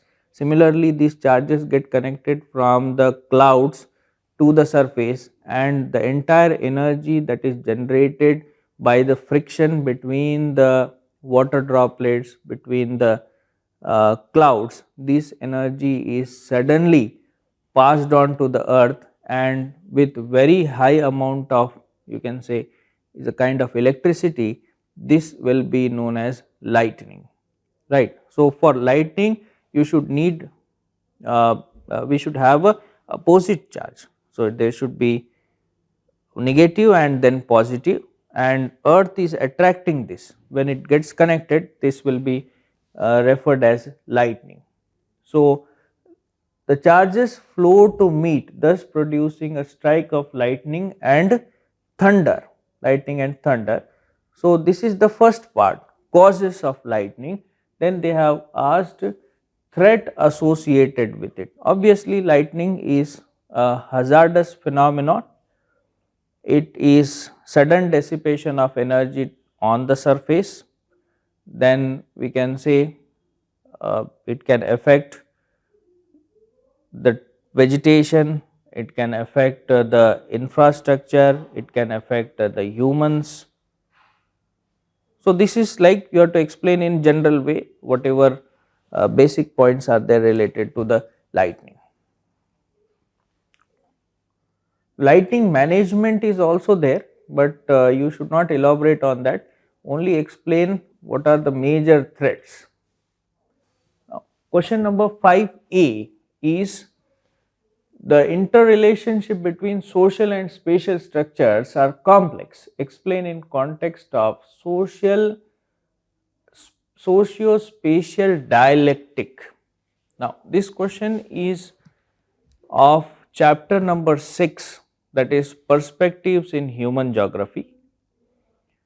See, the question is based on 2-3 topics combinedly. The word dialectic here means a philosophy or a school of thought or approach. So, use of word dialectic. Now, this dialectic is not having a specific meaning here. Dialectic means it is a philosophy or a school of thought or approach. Now, the question is interrelationship between the social and the spatial structure are complex. So, what do you mean by a spatial structure? So, spatial structure is arrangement of the human landscape. So, spatial structure you can say arrangement of cities, transport, agriculture, these are the spatial structure, means they are having specific locational identities. So, agriculture which is distributed in particular location is a spatial structure which has a geometric orientation, which has latitude and longitudinal identities. This is a spatial structure. So, which can be identified on the map. Spatial structure means which can be identified on the map, which can be located on the map, where the boundaries can be demarcated or delineated. These are known as a spatial structure. So, human landscapes have a spatial structure. They can be geometrically represented, latitudinally identified. They have connectivity, they have hierarchy, This is known as the spatial structure. But the question here is interrelationship between social and a spatial structure. So, we can link this topic with quantitative revolution with critical revolution, because in quantitative revolution the models treated the human landscapes to have a spatial structure which is well defined, and that was based on only one condition, that is uniformity of the surface with economic rationality. But if you see the reality of human landscape, we find that the spatial structures or human landscapes, they do not have a uniform structures at all the places. There is no uniformity, there is no homogeneity. The human landscapes are highly dynamic. Why they are dynamic? Now here you have to connect with the social structure. Now what do you mean by social structure? Social structure includes the social organization, culture, tradition, belief system, institutions, etc. Right. So when we are linking the social structure with spatial structure, we will be able to understand this dynamic nature of human landscape. Example, if you are studying agriculture in different regions, going by only spatial structure, we will not be in position to understand the difference in agriculture of two different locations. But if you include the social complexities or social criteria, then we can more conclude about what is the reason for the agriculture to exist in a different way in a particular location. So that is known as socio spatial dialectic, means you have to understand any human landscape on the basis of social organizations of the people or population of that particular region. So if you see the perspective, this will be linked with the critical revolution, then linked with humanism, humanistic geography, which again talked about religion, the geographical knowledge, territory and place. We can also link it with the possibilism, possibilistic school of thought, wherein humans have a tendency, humans have been given importance and have a tendency to modify the landscape according to their capabilities. I hope you are able to understand. So the question is not very direct here, as some of the students may get confused because of the word dialectic, but dialectic here has a very simple meaning. Dialectic means simply a philosophy or approach. Next question is 5B. And this question is, how is energy transition seen as an instrument for achieving zero carbon by 2050? Some of the themes which are across questions are getting repetitive. And these are the themes which have been in news to a large extent. Like I'll tell you, are landslides. They asked landslides in GS paper 1, in GS paper 3, in geography optional as well. Paper 2. Right? COP26. They asked two questions from COP26 in paper 3 itself. One of the questions was in Green Grid Initiative, another question was on COP26 and the developments of COP26. And another theme which is getting repeated is carbon neutrality or zero carbon. Now, but energy transition in last some time, last 1 year or so, has been in news a lot because of the different countries making commitments to go net zero by 2050. Energy transition has been in news a lot.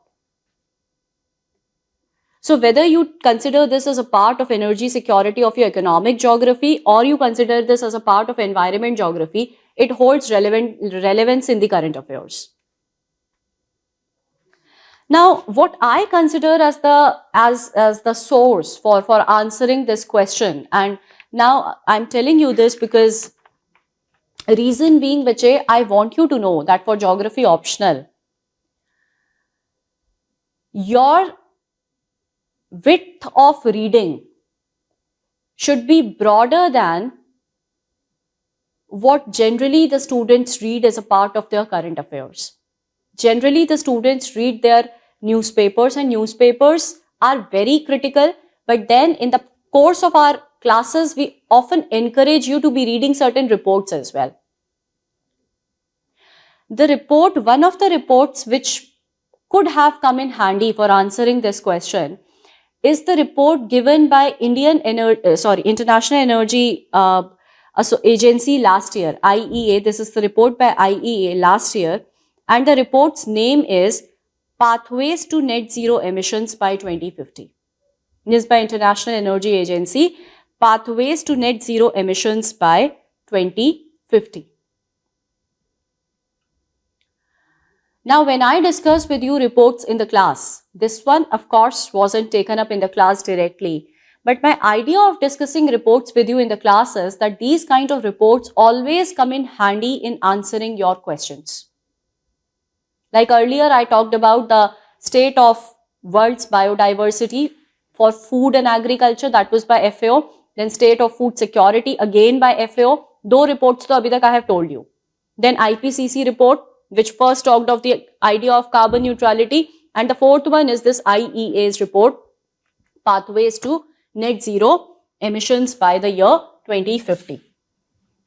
But the question is, energy transition is seen as instrument for achieving zero carbon by 2050.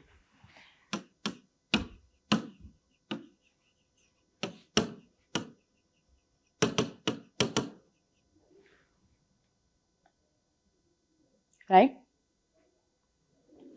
Some of the statistics. Now, globally, 80% of carbon emissions are from energy sector.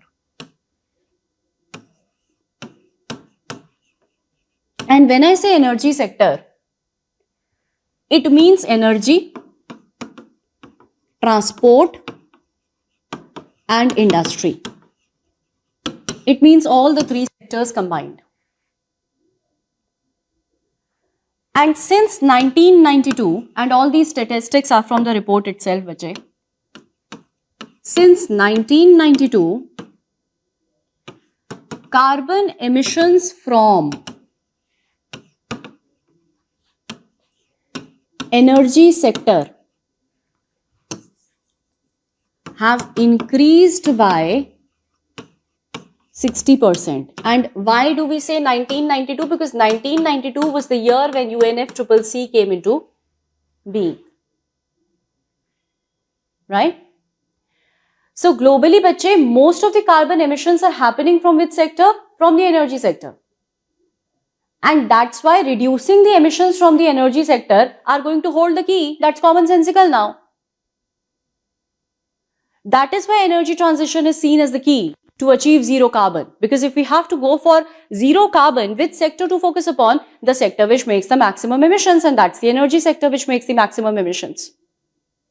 And the emissions have also risen by more than 60% since 1992 from this sector. Right? So now, what do we need to do for energy transition? What do we need to do? First of all, bache, couple of things are needed for energy transition. One, we need to deploy and develop more of renewable energy. Renewable like solar and wind. And their costs in the past couple of years have come down steeply. There has been a steep decline in the costs. And now this report says that currently solar, wind, they are contributing to 20% globally of installed energy capacity.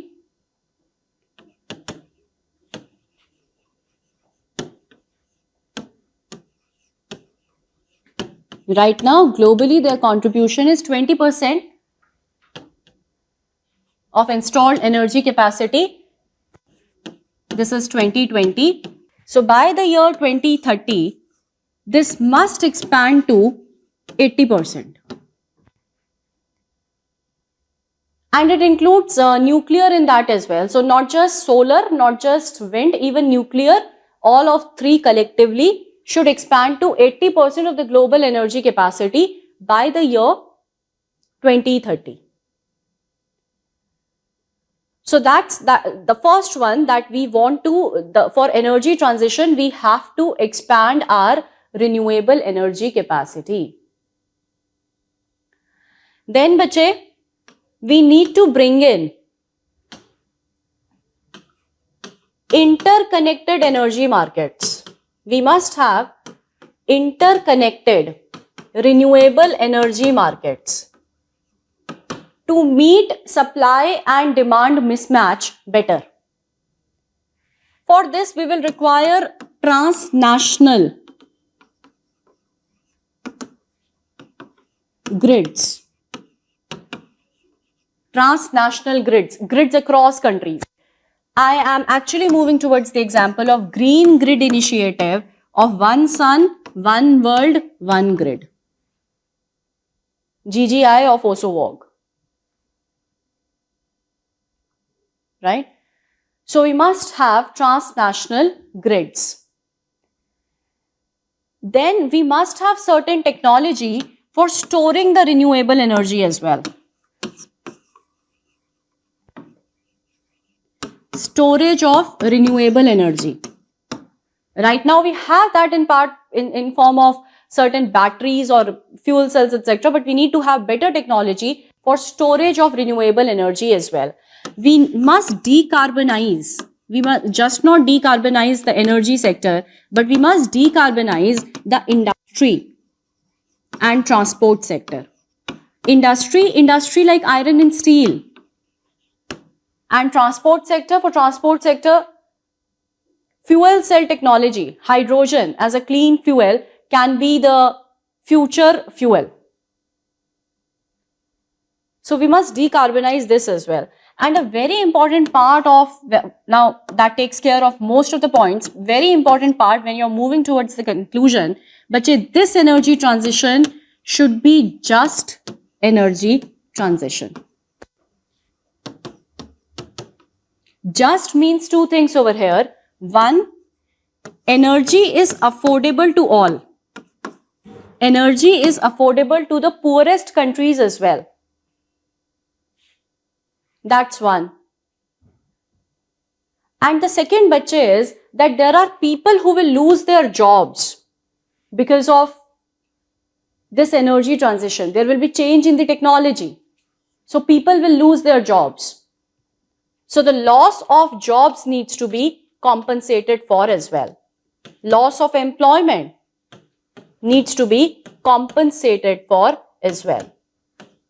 They are upskilled.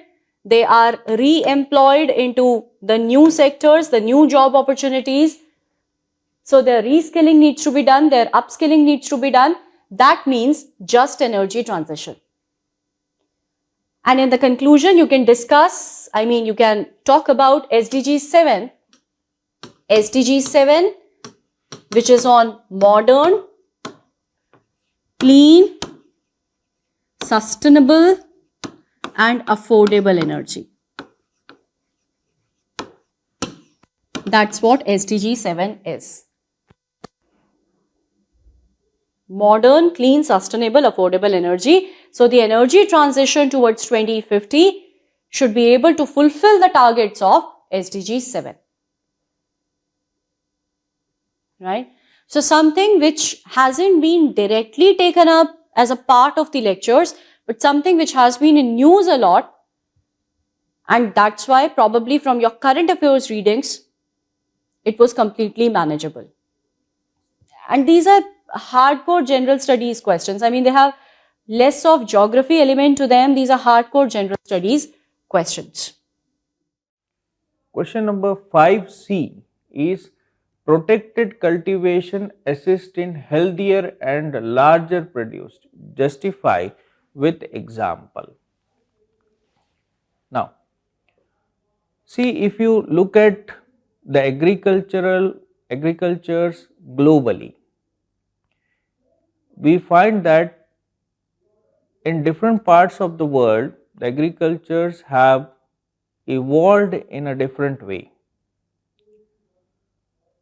Some agricultures have remained very traditional in many regions of the world.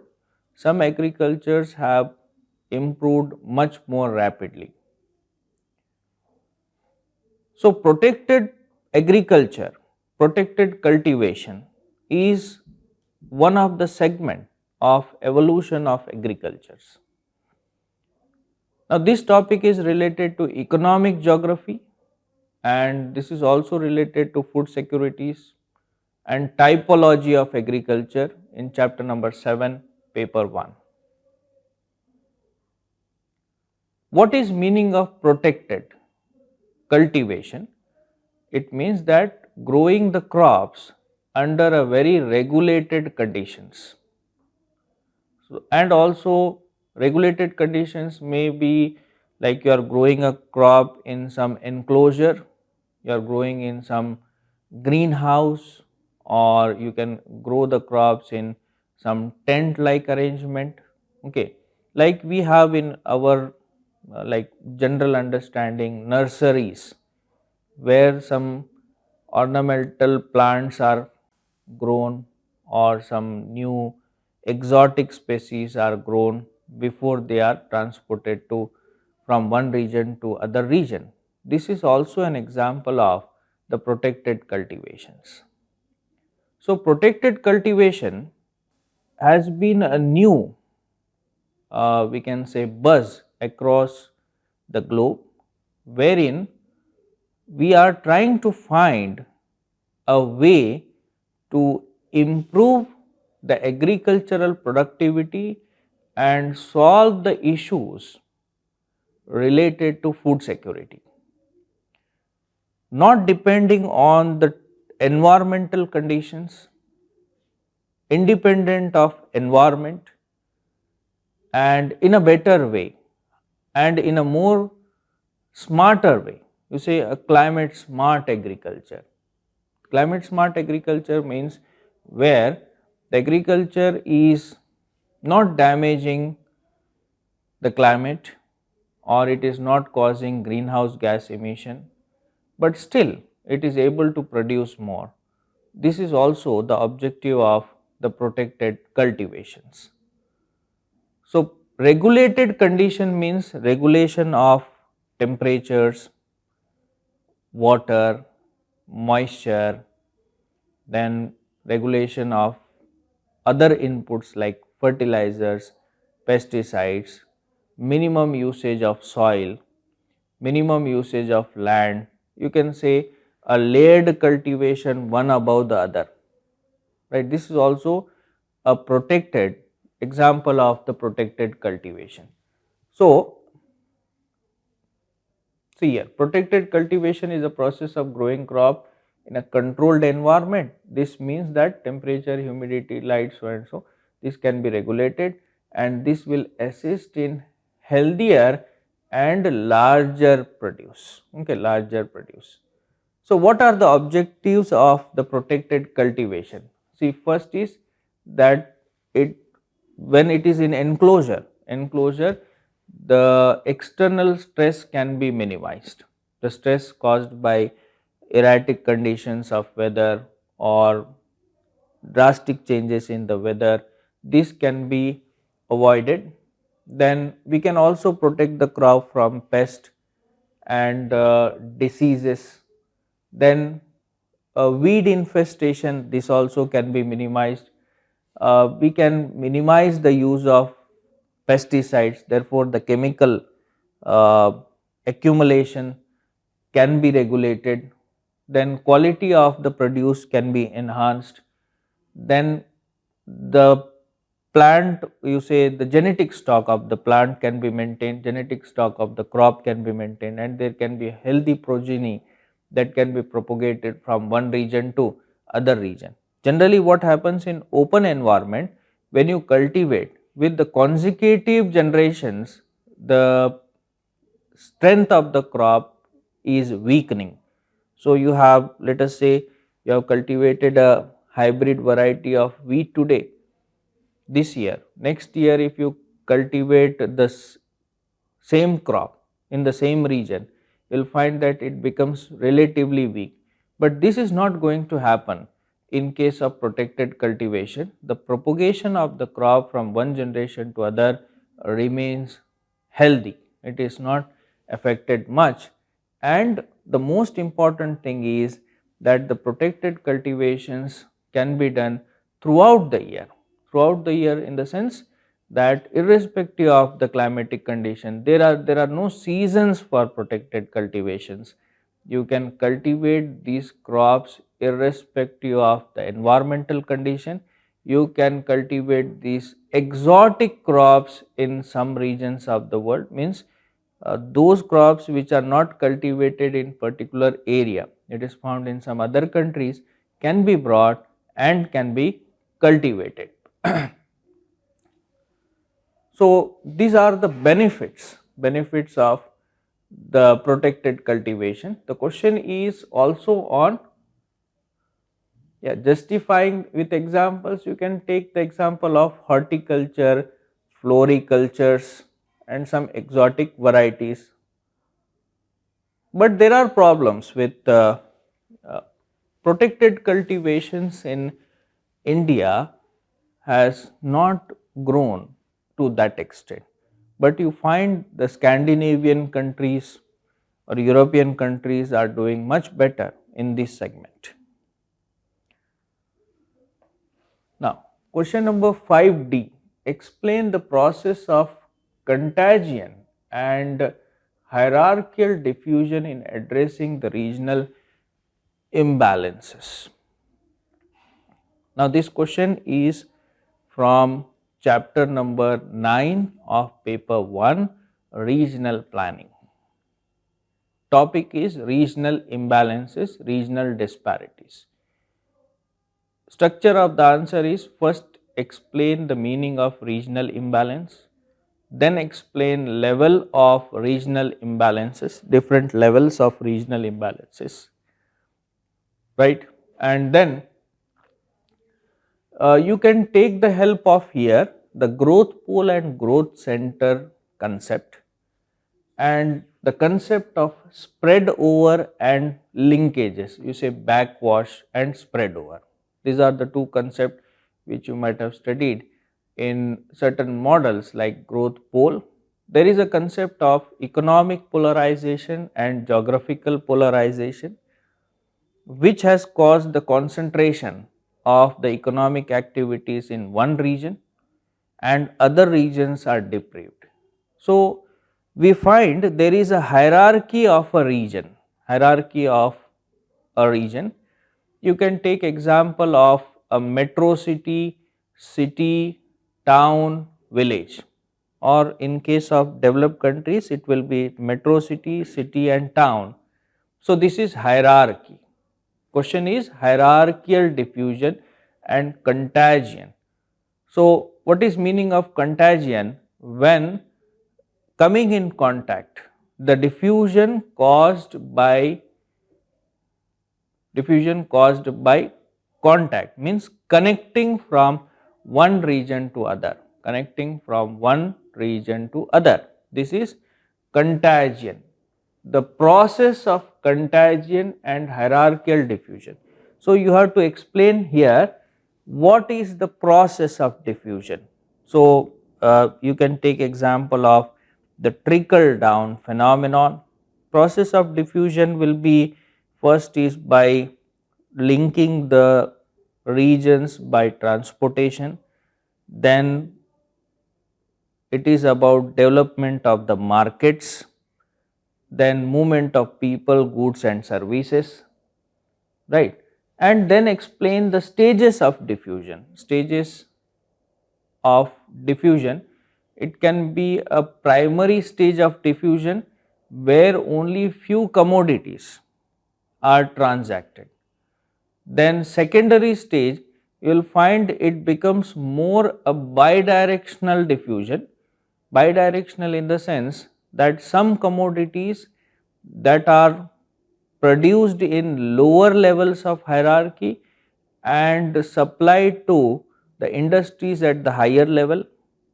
And the third stage, you will find that these linkages become very strong, and the services provided by the lower levels in hierarchy are the essential part of industries located in higher level, right. Now take example is, if there is a automobile industry in the city, then the sale of automobile in the districts and town and service centers located at the district and spare parts available in the town. So this can be a way of hierarchical diffusion and contagious diffusion. See, this question can be answered by multiple ways, but more appropriate will be considering the 2 points of growth pole and growth center and economic and geographical polarization. So, Bache, the next question I'm going to discuss with you is question 6a. Development induced displacement poses serious challenges. Mention its causes, consequences, and solutions. Right?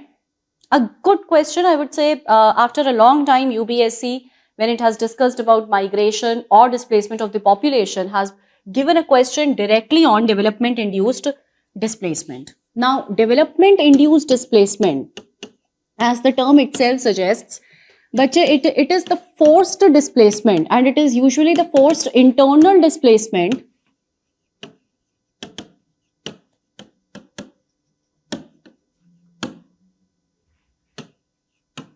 of population, of people, because of different types of developmental projects, and many a time for environmental management as well. Many a time for environmental management as well. We have discussed about internal displacement as a part of our population lectures, right?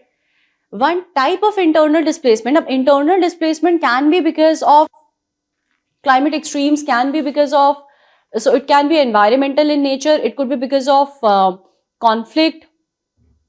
And one type of internal displacement is development induced displacement, which I said is the forced internal displacement of the people because of developmental project, because of environmental management. Now there are primarily, we can say there are 3 types of reasons. The first is development of infrastructure projects, wherein mostly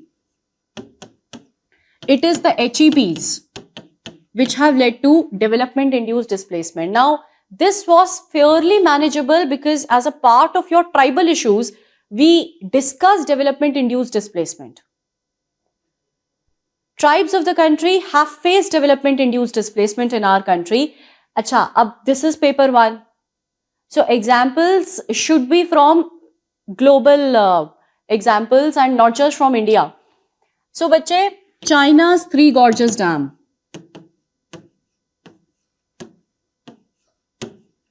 On Yangtze River, it has caused displacement of millions, and this is pretty commonsensical. Probably you haven't read about the case study per se, China's Three Gorges Dam causing the displacement, development induced displacement. But once you know that there is a large HEP, and there are HEPs in our country as well, like Tiri Dam of Uttarakhand, Narmada Sagar project of our country, both have caused development induced displacement in our country. Right? And in China, a large scale HEP like Three Gorges Dam, of course, invariably will cause development induced displacement of millions. So that's the entire data of millions. How many? We don't know. Example is from China. So who knows the data? But of course of millions. Right? The next one. Next one, bache, is another reason why how development induced displacement happens is because of other kinds of projects like mining, road and railways expansion, airports. All this can cause development induced displacement as well. Now, one of the examples from Ghana. Ghana, a Ahafo mine. This is one of the largest gold mines of Ghana. One of the largest gold mines of Ghana. And this caused displacement of the people. The third, bache, I said environmental management. So the schemes of environmental management which are based upon exclusionary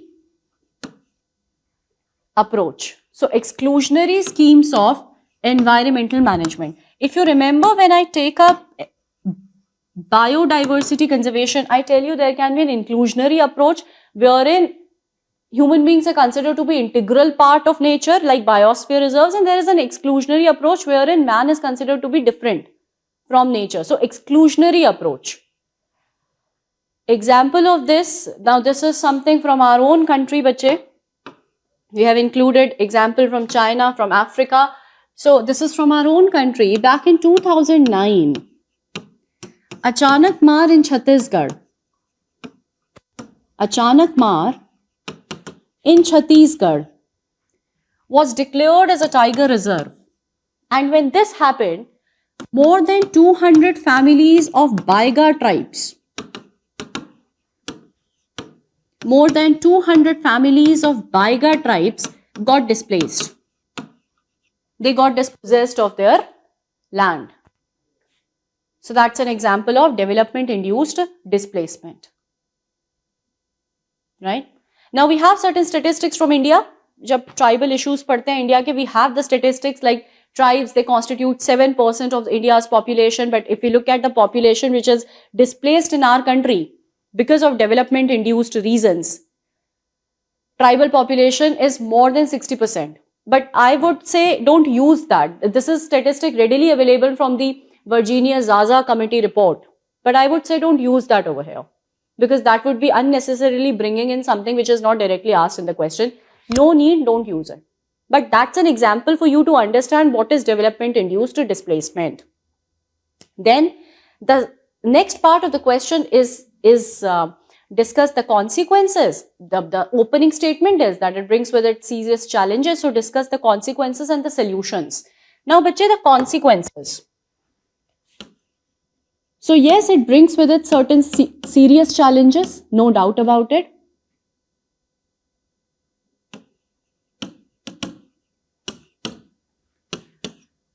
It causes further marginalization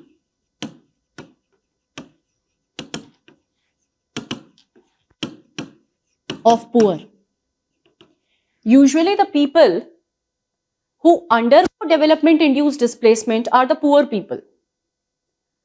They are the people below poverty line, and it causes their further marginalization. How?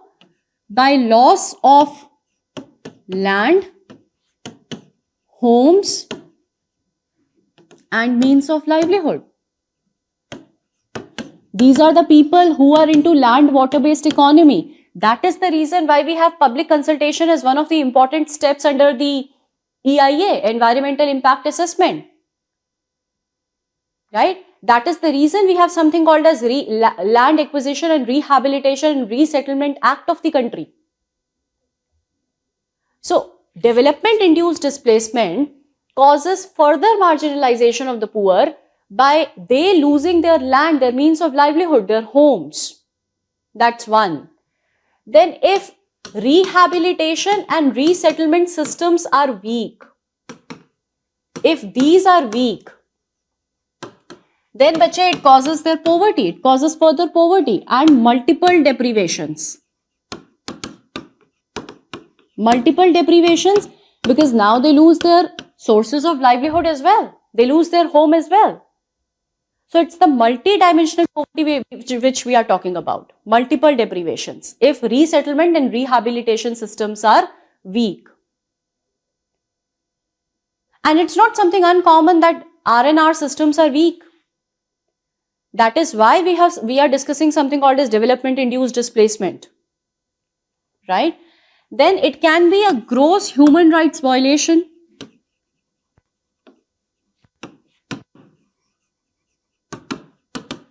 Because many a time, this displacement can be without any consultation altogether, without any deliberation altogether.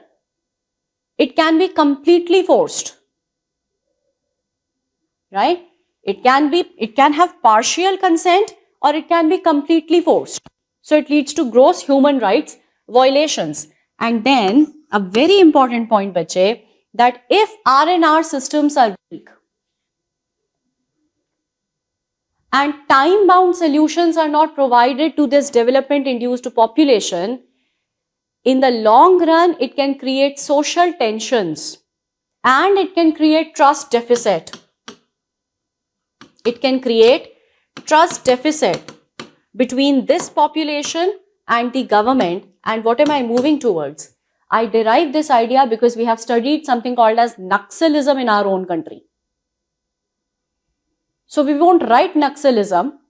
Paper 1 koi zarurat nahi hai, mat likho unnecessarily. It can lead to trust deficit and can have a backlash in form of internal security challenges like insurgency, etc.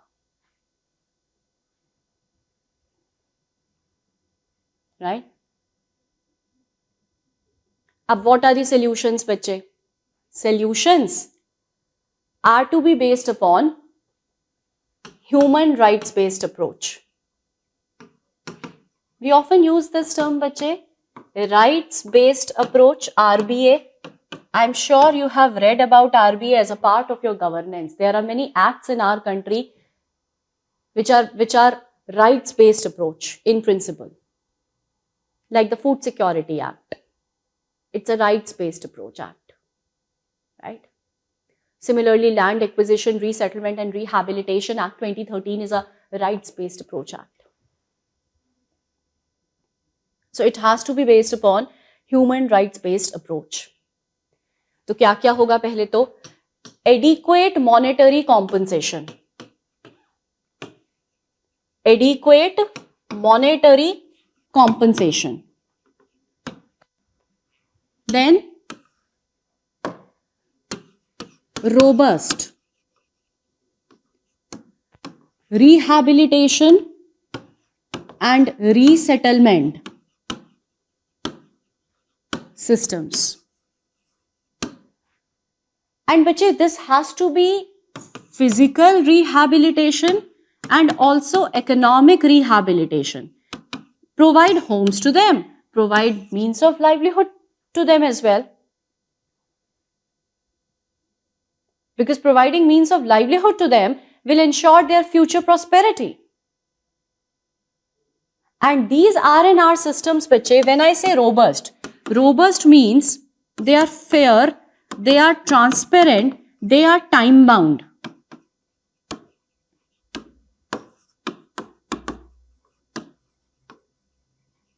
They are time bound, right? And now something adding on to what we have discussed, what we haven't directly discussed in the class. This is, since the question asks, a good opportunity to be telling you this. Write down. In 1998, United Nations provided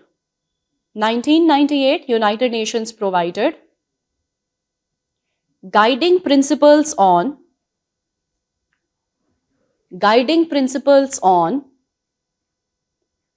internal displacement. Internal displacement. These specify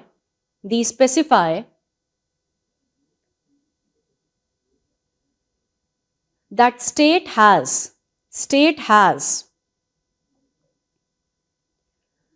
primary responsibility to be protector. Primary responsibility to be protector of rights of these people. to be protector of rights of these people. These people should enjoy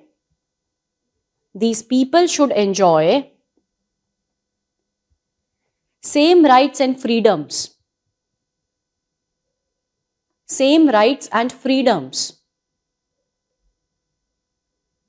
as other persons in the country,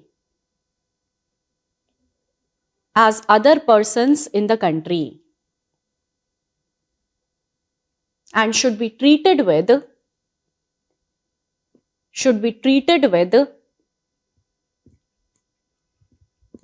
basic human dignity.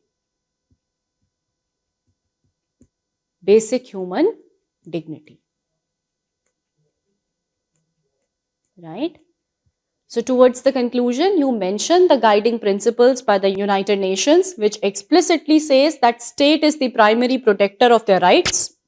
Adequate safeguards are to be provided in form of rights, freedoms to these people, and they should be ensured dignified living as well. Right? So that takes care of your question 6A.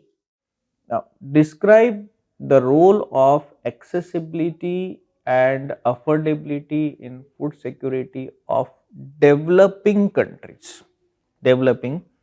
countries. Accessibility and affordability in developing countries. Question is from chapter number 7, Economic Geography. Topic in this chapter was food security and nutritional security, and there is also one more linked topic, famines. But as it is a developing country, we do not have the issue of famines here. Famines are generally in the least developed countries.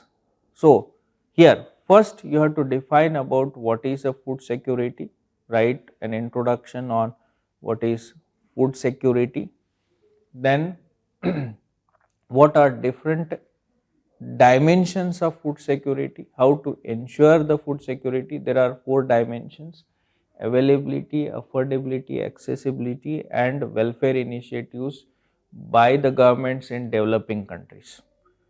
Now, what is a major concern? Major concern is availability of the food and indigenous production in developing countries is not sustained at the sustainable level, in the sense that there are a lot of fluctuations. Second problem is affordability. So, we have in developing countries a significant part of the population lies below the poverty line. So, their economic capability to purchase the food from the market, this is very poor. So, if they are not able to get the food, then they are not able to get it because they are not able to afford it. And also there is a problem of inflations, food inflations. This has been again fluctuating. Many a times the food inflation is very high, which takes these food commodities beyond the reach of such populations. Right. So, you have to explain about affordability factor. Then accessibility. What is meaning of accessibility? Accessibility means, can the region of demand and region of supply be connected? Can people have access to the locations of the food availability? In general sense, we can say that people have access to the market. So, what are the dimensions in accessibility? Accessibility depends on this is physical accessibility and social accessibility. Physical accessibility is based on markets, transportation and connectivity. It depends on the identity of that location, whether it is a urban area or a town or a village or rural area or remote areas which are not well connected with the markets, right. And what do you mean by social accessibility? Social accessibility is whether the availability of the food is based on the social identities of the population. So, this is also a problem in developing countries wherein certain segment of the population is denied accessibility based on their identities. Identity can be like a tribal population or caste or particular communities, and even the gender gaps which are there in accessibility of the food, this is also considered as social accessibility factor. So, gender gap, and we can say like what is accessible by male and what is accessible by female, this also differs in developing country. This may not be an issue in developed countries. In developed countries, the gender gap is less, the women are empowered, so they have equal access. But in developing countries, in rural areas, in tribal populations and certain communities, there is a gap in accessibility of the food based on the gender, right. So, these are the major concerns in affordability and accessibility.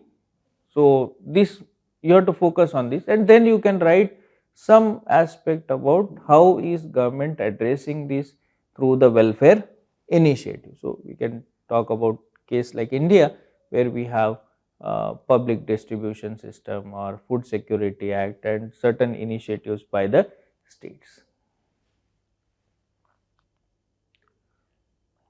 Now, then question number 6 C is environmental issues are not adequately addressed in regional planning. Comment. Again, the question is from chapter 9 of regional planning. So, it is there are two dimensions. One is why we need regional planning to address the regional disparities. Then what happens when we plan? Why environment?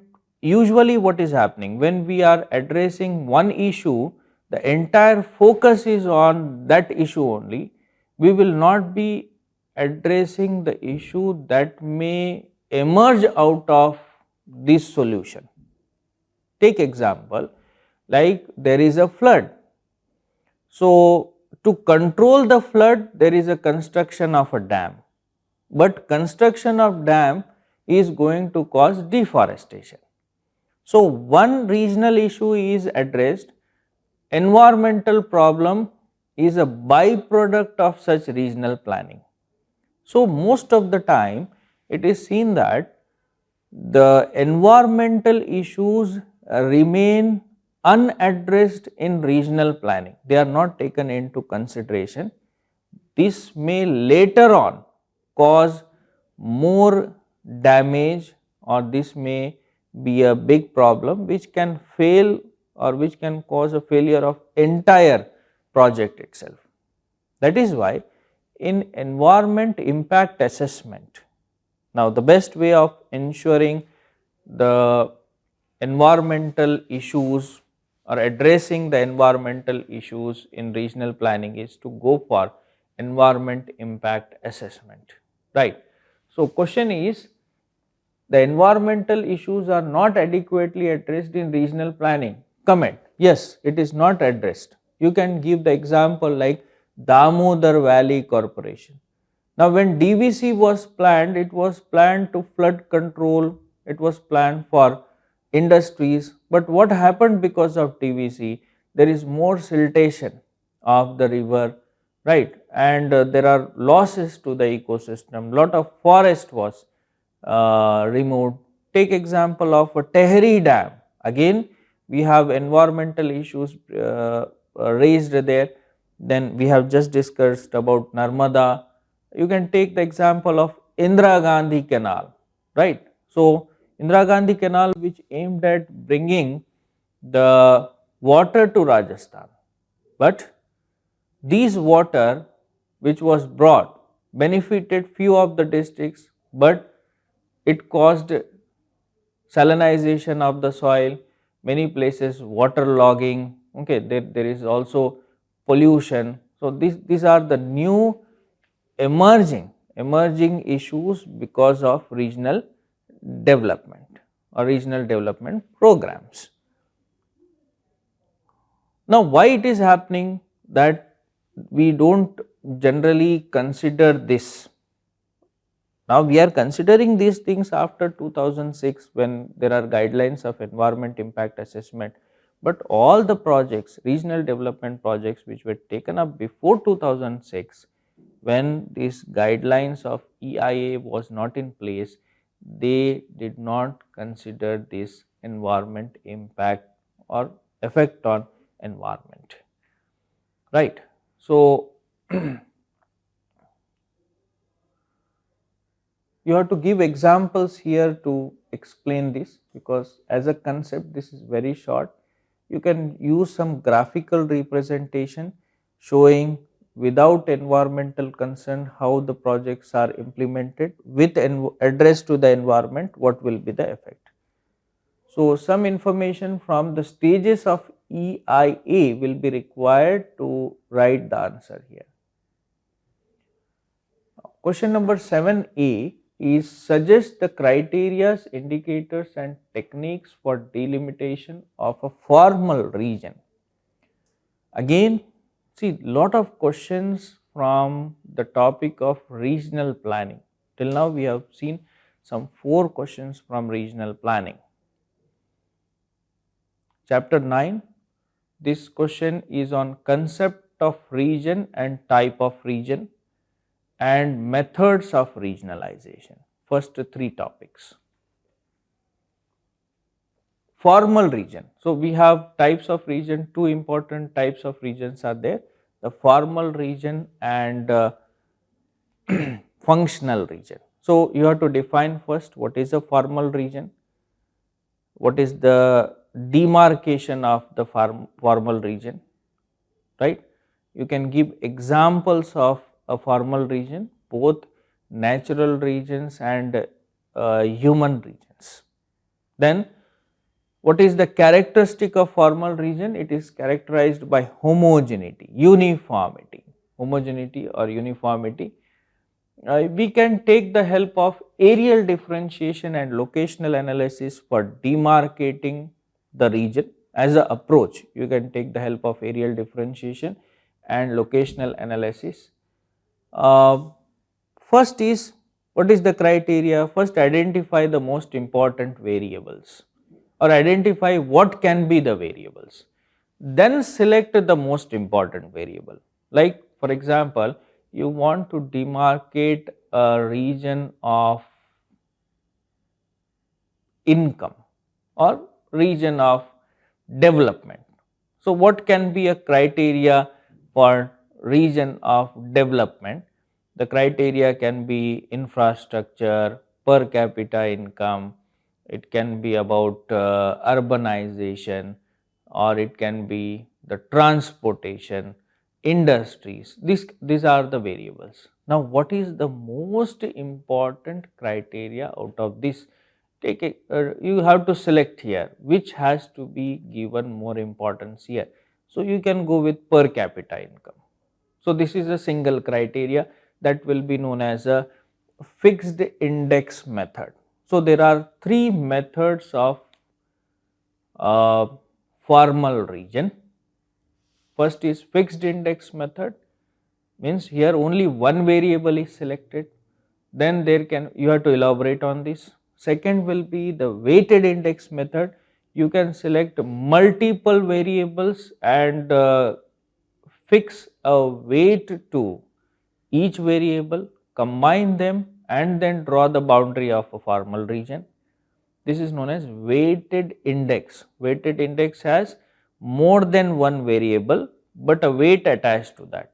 So, you say per capita income has a highest weight, then urbanization second highest, transportation third highest. In this way, you can have multiple variable and then you combine and you get a region. and third is how that variables are concentrated in a particular area. So, finding the distribution of that variables will help in demarcating the boundaries. Like take example, you want to demarcate a boundary of a forest, you take the height of the trees. So, you measure the height of the tree, you find the maximum height of the tree is 30 meters, and in particular area that 30-meter trees are concentrated more. So, that can be area of concentration. Clustering can be a method or can help us in demarcating the boundary of a region, right. So, this will be, you have to explain the three methods in this answer. 7b, boundaries are important in geopolitics. Explain what issues develop from inclusionary and exclusionary aspect of borders. Question is on chapter number 10, it is boundaries and frontiers, topic of models, theories and laws. Question is on geopolitics. So, first is define what is geopolitics and what is the concept of state. Then what do you mean by boundaries and frontiers? Now, what are inclusionary boundaries? Inclusionary boundary means those boundaries which help in connecting the people, connecting between the two. These are inclusionary, these are integrative forces or force of integration operate at inclusionary boundaries. Like you take example of India and Nepal is a inclusionary boundary where there is a free transit between the two countries, people can easily move from one region to other region. These are inclusionary. But there are boundaries, borders where the two states have a strong force of resistance or repulsion. These type of boundaries are known as exclusionary boundaries. Exclusionary means keeping away, keeping each other away. This type of boundaries are exclusionary. There is restricted movements, lot of curbs, people are not allowed to move easily from one region to other region. So, this is the characteristic of exclusionary. Example, you can see between India and Pakistan, or it is India and Bangladesh, wherein the movement is difficult, right. So, take example of European countries like France and Spain or France and Germany. These boundaries are more inclusionary. These boundaries are allowing easy transit, easy transport. So, European Union, if you look at the countries, you find that majority of the nations here have the inclusionary boundaries. But as far as South Asian countries are concerned, South Asian geopolitical situations are concerned, the boundaries are more exclusionary, which have means the countries or the states have developed a greater resistance at the boundaries. Okay, you can give the examples here. The next one is 7C. Small number of mega cities are playing key role in organization of global economics and culture. Explain. I'm really impressed by the nature of questions they have asked in human geography this time. From the syllabus, nothing unfamiliar, but still the questions. Now let me reiterate it. When you go through these questions, it must be becoming amply clear to you that you cannot answer these questions if you don't practice answer writing as a part of your preparation. I hope, bache, this is becoming amply clear to you. That you know this stuff. This is not something which is out of the box. Kuch cheezein can be something, a few statistics can be something which are new to you. Like I explained the UN guiding principles, ma'am, abhi tak nahi pata tha, naya seekha. But that's how you expand your knowledge. One is the knowledge which you gain out of the preliminary optional classes. But then when you practice answer writing, you learn how to apply what you have learned, one. Second, you gain more content because in the answers you have to add on more content. So you look for statistics, you look for reports. So you expand your knowledge base. And third is, bache, you have started the process of what I call as intellectual churning. Only when you are adequately intellectually stirred, you will be able to answer these kind of questions, bache. Otherwise, these are not the questions which can be answered without practice. Fine. So the first step of your preparation, which is basic optional classes, those are over. After your prelims examination, this is not the right time for you to be practicing the answers of geography optional. But after your prelims examination, you must get on with this answer writing practice head on. You must take it head on, right? And past year's questions, year on year trend. 2020 mains, bache, the questions were paper 1 more from static part. They did not have so much of current coverage. But 2021 is current coverage, which means that when you are practicing the questions, do not keep immediate past year as your reference for the nature of questions. Ma'am बहुत सालों से तो biogeography के सवाल ही नहीं आ रहे थे. कोई बात नहीं आ रहे थे तो. You never know when they end up asking you that. Right? So, immediately previous year should not be a frame of reference. Let me move on to question 7C. Small number of mega cities are playing key role in organization of global economics and culture. Explain. Now, mega city. How does UN define mega city? Mega city, bache, the cities with population more than 10 million is what is UN's definition of mega city. But I would say that to answer this question, you need not take mega city in the strict sense of term, because otherwise your answer will become very limited. So, as per United Nations, right now there are 34 mega cities. And these 34 mega cities host 13% of global population. Global population. Examples of these mega cities: Tokyo, New Delhi, Paris, London, Dhaka, Rio de Janeiro, Lima, Bogota, Cairo. So all these are examples of the mega cities. New York, Los Angeles, the big ones.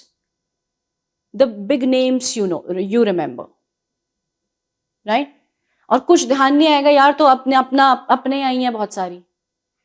You know the mega cities. हमारे यहाँ तो any city most of the cities will eventually turn into mega cities or something. So you have examples of mega cities: Beijing, Shanghai, Shenzhen from China. Many of them are in Asia. And then there are cities which UN calls as metropolises, population 5 to 10 million. So I would say that expand the coverage. Small number of mega cities. Yes, there are 34 mega cities around the world which are right now playing key role in organization of global economics. But if you expand the scope and don't take it in the strict sense of term, then probably it will become easier for you. 5 to 10 million bache. So these are another 51 cities. Another 51 cities. And the cities which have population more than 5 million, they support 35% of global population. 35% of global population. And if we look at the urban areas, ab kya question hai? Let's understand the question. The question is asking you basically that urban areas of the world and just a few handful of cities of the world are the nodes of global economy and hubs of global culture. And why would they be nodes of global economy and hubs of global culture? ऐसे बैठे बैठे ना, let's think about it. क्यों होंगे बच्चे? Because most of the economic activities will concentrate here. They become the centers of business, they become the centers of trade, they become the centers of global production. They become nodes in global supply chain. And why do they become centers of global production? Because as economic activities start coming over here, because they have some advantages, starting advantages, then because of economies of scale, economic activities will keep on clustering over here. So they develop advantages of economies of agglomeration and economies of scale, and that's when they start contributing to GDP to a large extent. Like urban areas, if I talk about urban areas, 55% of the global population is urban, approximately 55% of the global population is urban bacche, and this 55% of the global population is contributing to more than 80% of global GDP. तो ये तो disproportionate है ना? 55% of the population contributing to 80% of the global GDP, ये disproportionate है. But what is it showing? It is showing that urban areas are increasingly taking care of the global economies. Right? So that's why now these urban cities, these mega cities, they become centers of business, they become centers of commerce. It is where the economies of scale provide advantages for global production. They become nodes of global supply chains. Likh do na examples. Nodes of global supply chains. Mumbai, Shanghai, New York, likh sakte ho na, you know these. You need not even know something beyond what you have already known. Right? And then to tell you a few things which probably is a new learning for you through this question, bache. For example, if I think of Paris, which is a mega city. Paris has 15% of France population. Paris has 15% of France population, but Paris contributes to 1/4 of France GDP. So a mega city with 15% population contributing to 1/4 of GDP. It means what? It is a center of global economy and to an extent center of culture as well. I'll talk of the culture part. I'll come to that. Another example, bache, Shenzhen in China. So we are still talking about how they have a role in organization of global economies. Shenzhen in China, GDP per capita. This is 2015 and this data from World Economic Forum.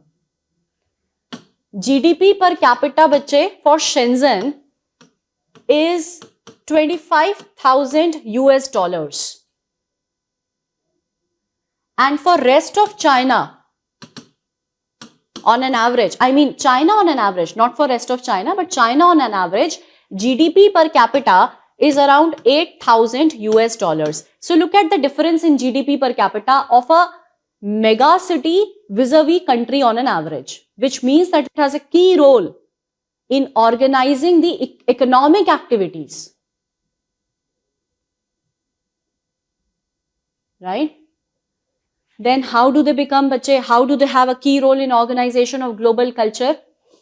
Because as there are centers of production and centers of service concentrated over here, people will move to these mega cities for jobs, for better quality of life.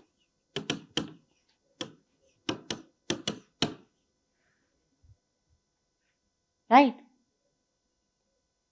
And once that happens, they become pots or they become cauldron of ideas, innovation, and human capital.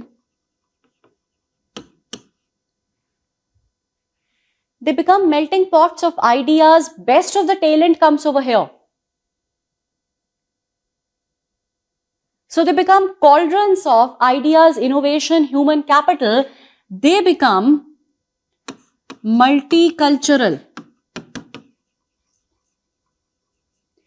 multiracial, multi-religious, multilingual. And they become melting pot of cultures. Right? So that's how they have a role to play in organization of global culture. And then towards the conclusion, you can discuss that as there are a handful of cities which have a role to play, they are also facing challenges like congestion. They have decreased resilience against disasters like pandemics. COVID mein bache, it was the cities which were most affected because these are densely populated. So decreased resilience against disasters like pandemics. And therefore, SDG 11 for sustainable urbanization, for sustainable cities, inclusive safe cities, SDG 11 implementation of SDG 11 or fulfilling the targets of SDG 11 becomes critical. So that takes care of question 7C. Question number 8 was, why is radicalism seen as a major paradigm shift in geography? Explain the causes, approach and criticism. Now, radicalism question is on perspectives in human geography, chapter number 6. This topic is related to critical revolution, that is post quantitative revolution, the approaches that have developed from 1960s onwards. Radicalism have grown from 1970s. You have to write about what were the important proponents of radicalism like Harvey and Richard Peat, and then what are the causes? First is why it is known as a paradigm shift, because radicalism believed that the focus of geography should not be only on theoretical improvement in the discipline. The focus of geography also should be on the human problems and their solutions. Therefore, it was a new thinking in geography, new way to think about the discipline. Now, what was the guiding philosophy here? Radicalism was based on Marxist ideology, which believed in Marxist structuralism, or we can say it was built on the super economic structures, structure that Marxists believed in.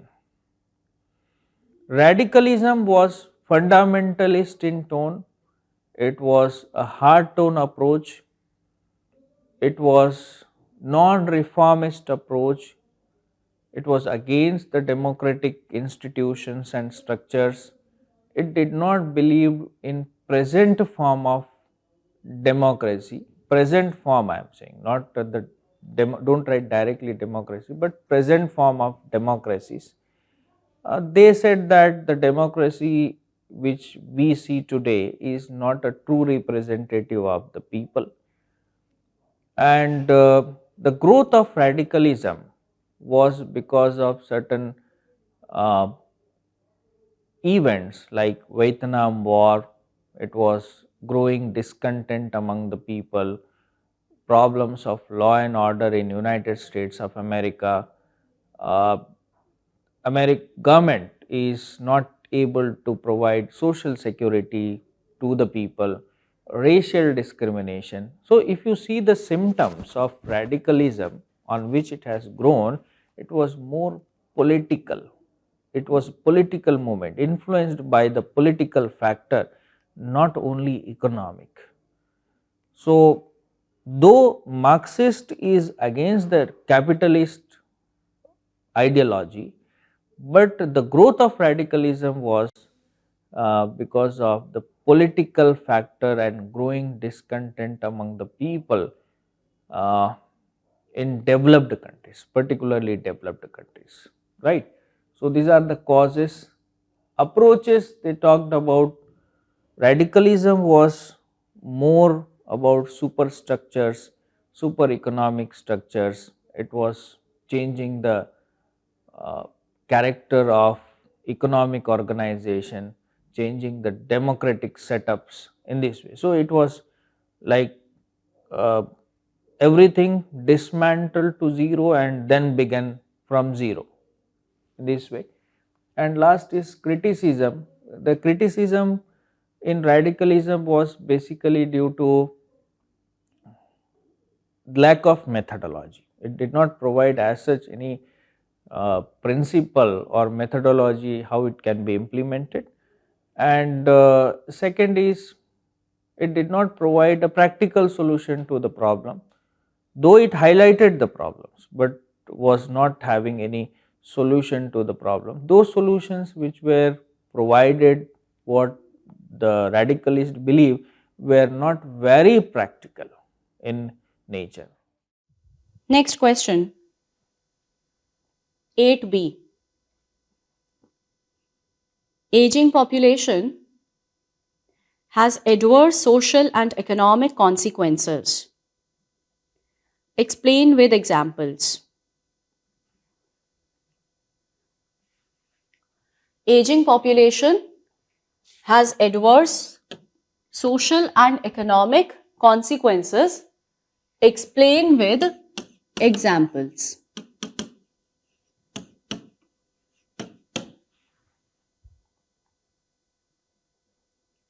So, bache, you can begin with that population aging is one of the stages of demographic transition. Demographic transition. Again, a very intelligible question by UPSC. They ask questions on demographic attributes. पूछता है literacy, sex ratio, aging population, पूछता है. But asking a question wherein they are asking you something very contemporary. Because present times में 21st century में it has been the century of aging population. For the developed part of the world, the population aging has been happening for a long time. But even for the middle income countries, population aging has started at a very fast pace. And in the present times, population aging is happening at a pace faster than in the past. So population aging is one of the stages in demographic transition, wherein earlier there is higher mortality and higher fertility.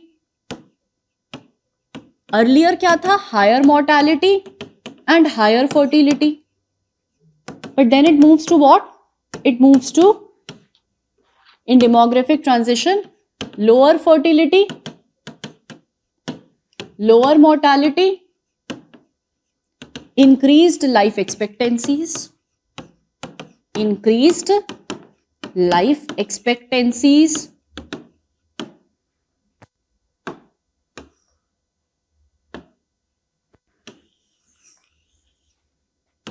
and that causes population aging.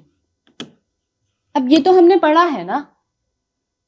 We are just writing it in a way the examiner is asking us. And this population aging बच्चे is also called as silver tsunami.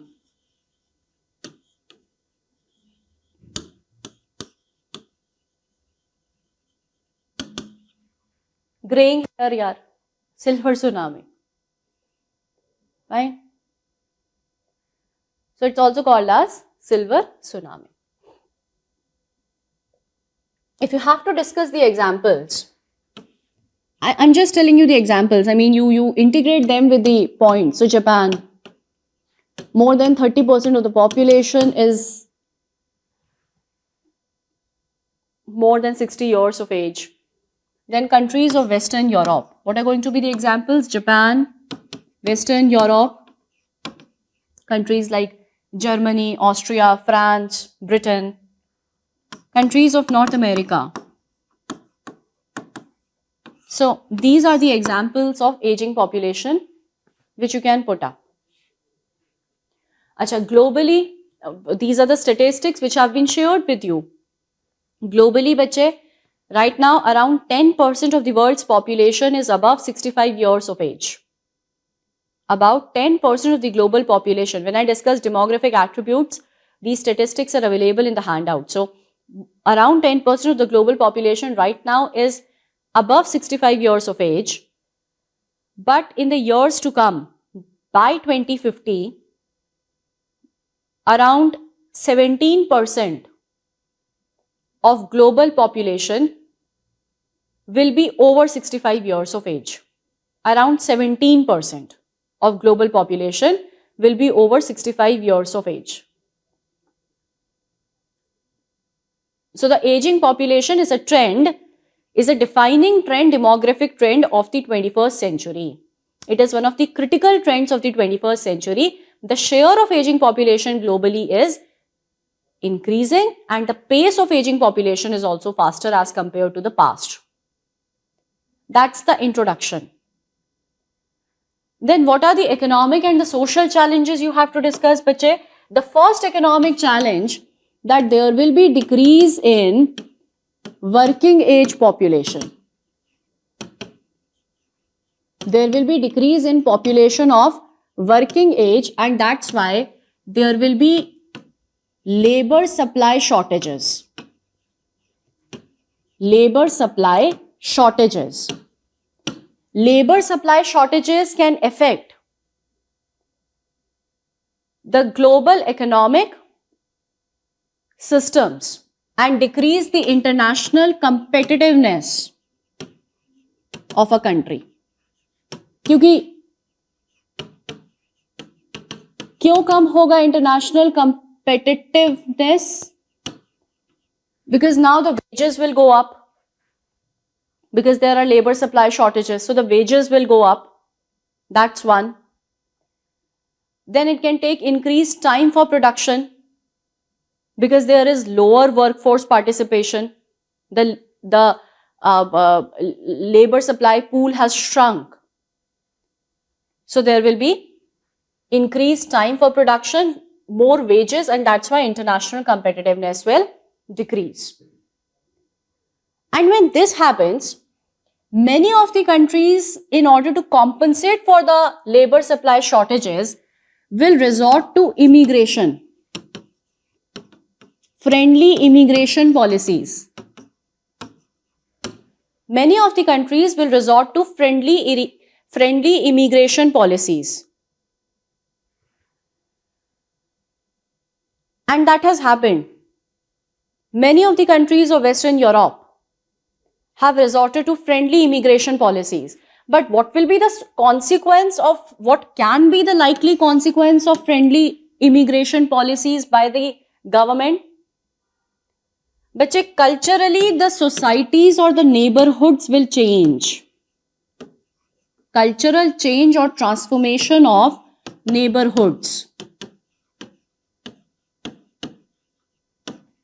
Because now the cities will become multicultural, multiracial, right? And when that happens, there could be an anti-immigrant sentiment. This is the social consequence. Anti-immigrant sentiment or xenophobic sentiment. Xenophobic sentiment, right? This is the social consequence. Another economic consequence kya hoga bachche? That there will be increased dependency ratio.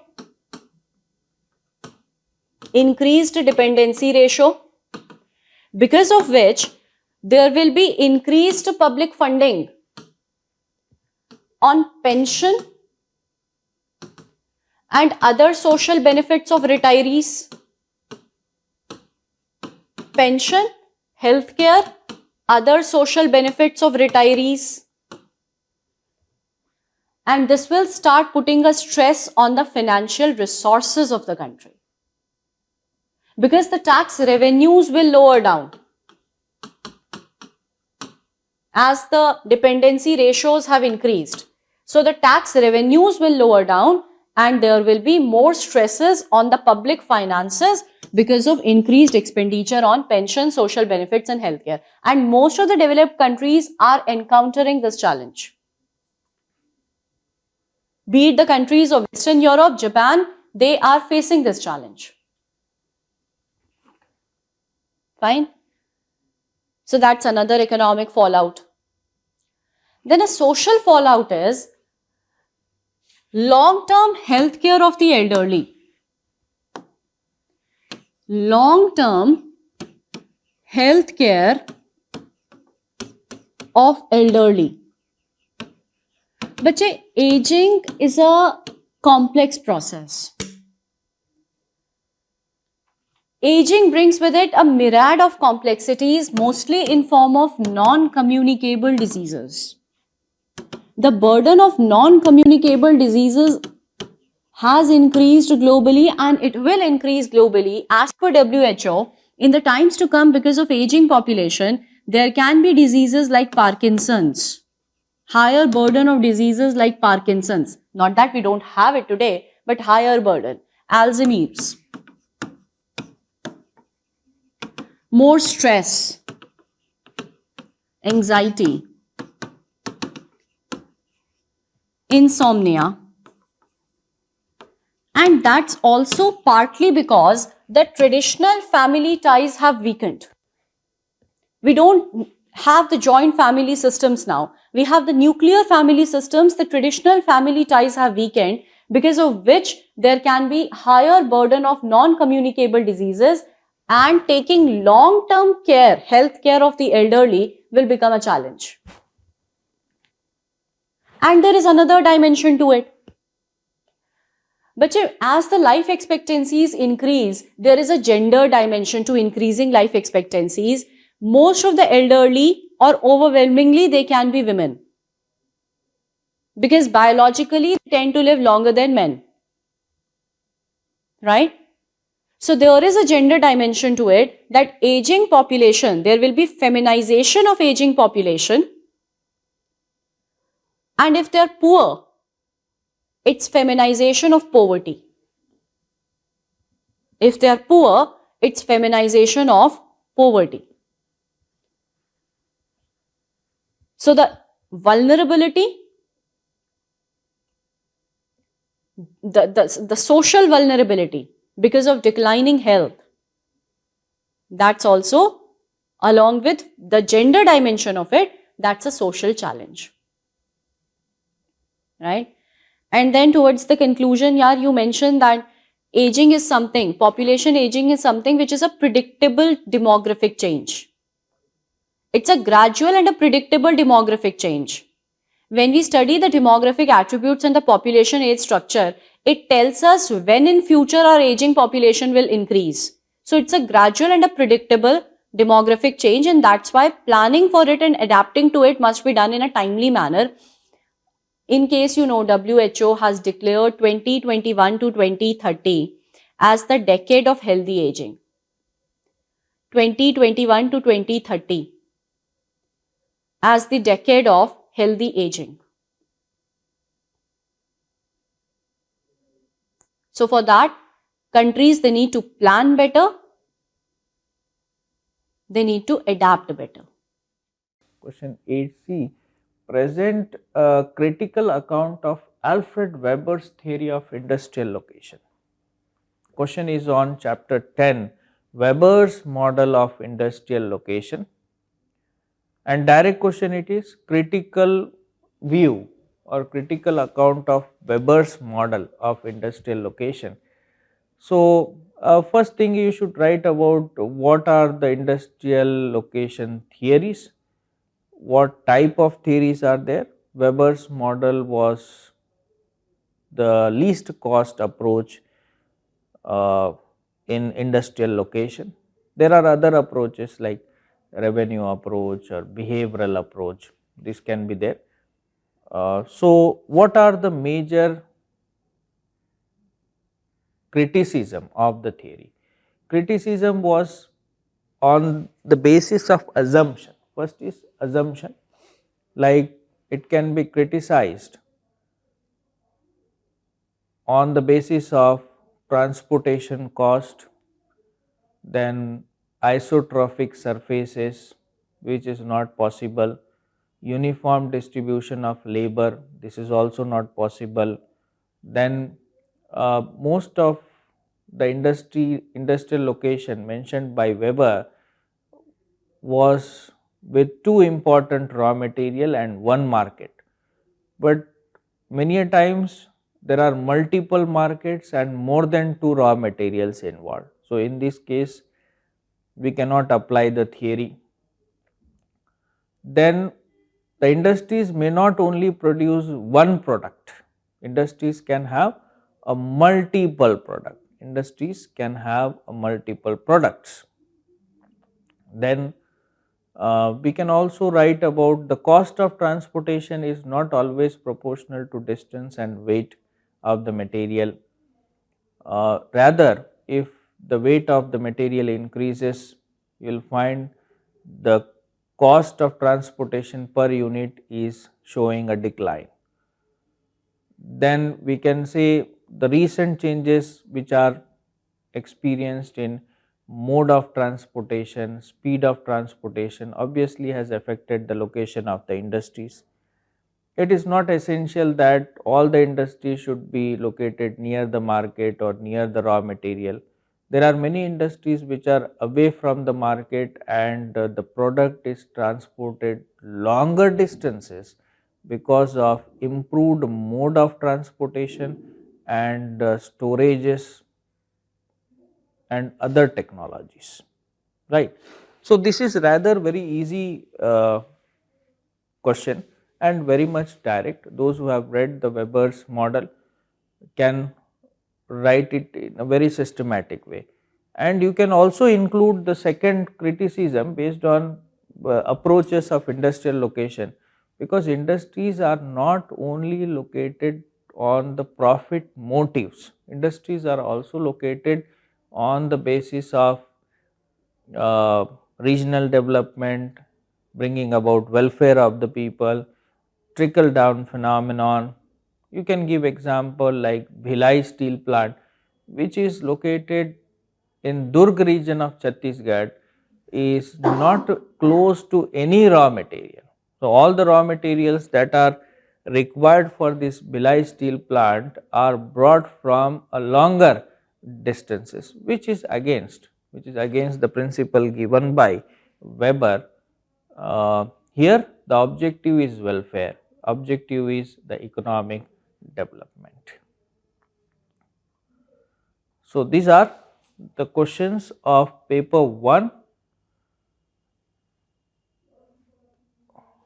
So, I hope that this will help you in improving your approach towards preparing the optional subject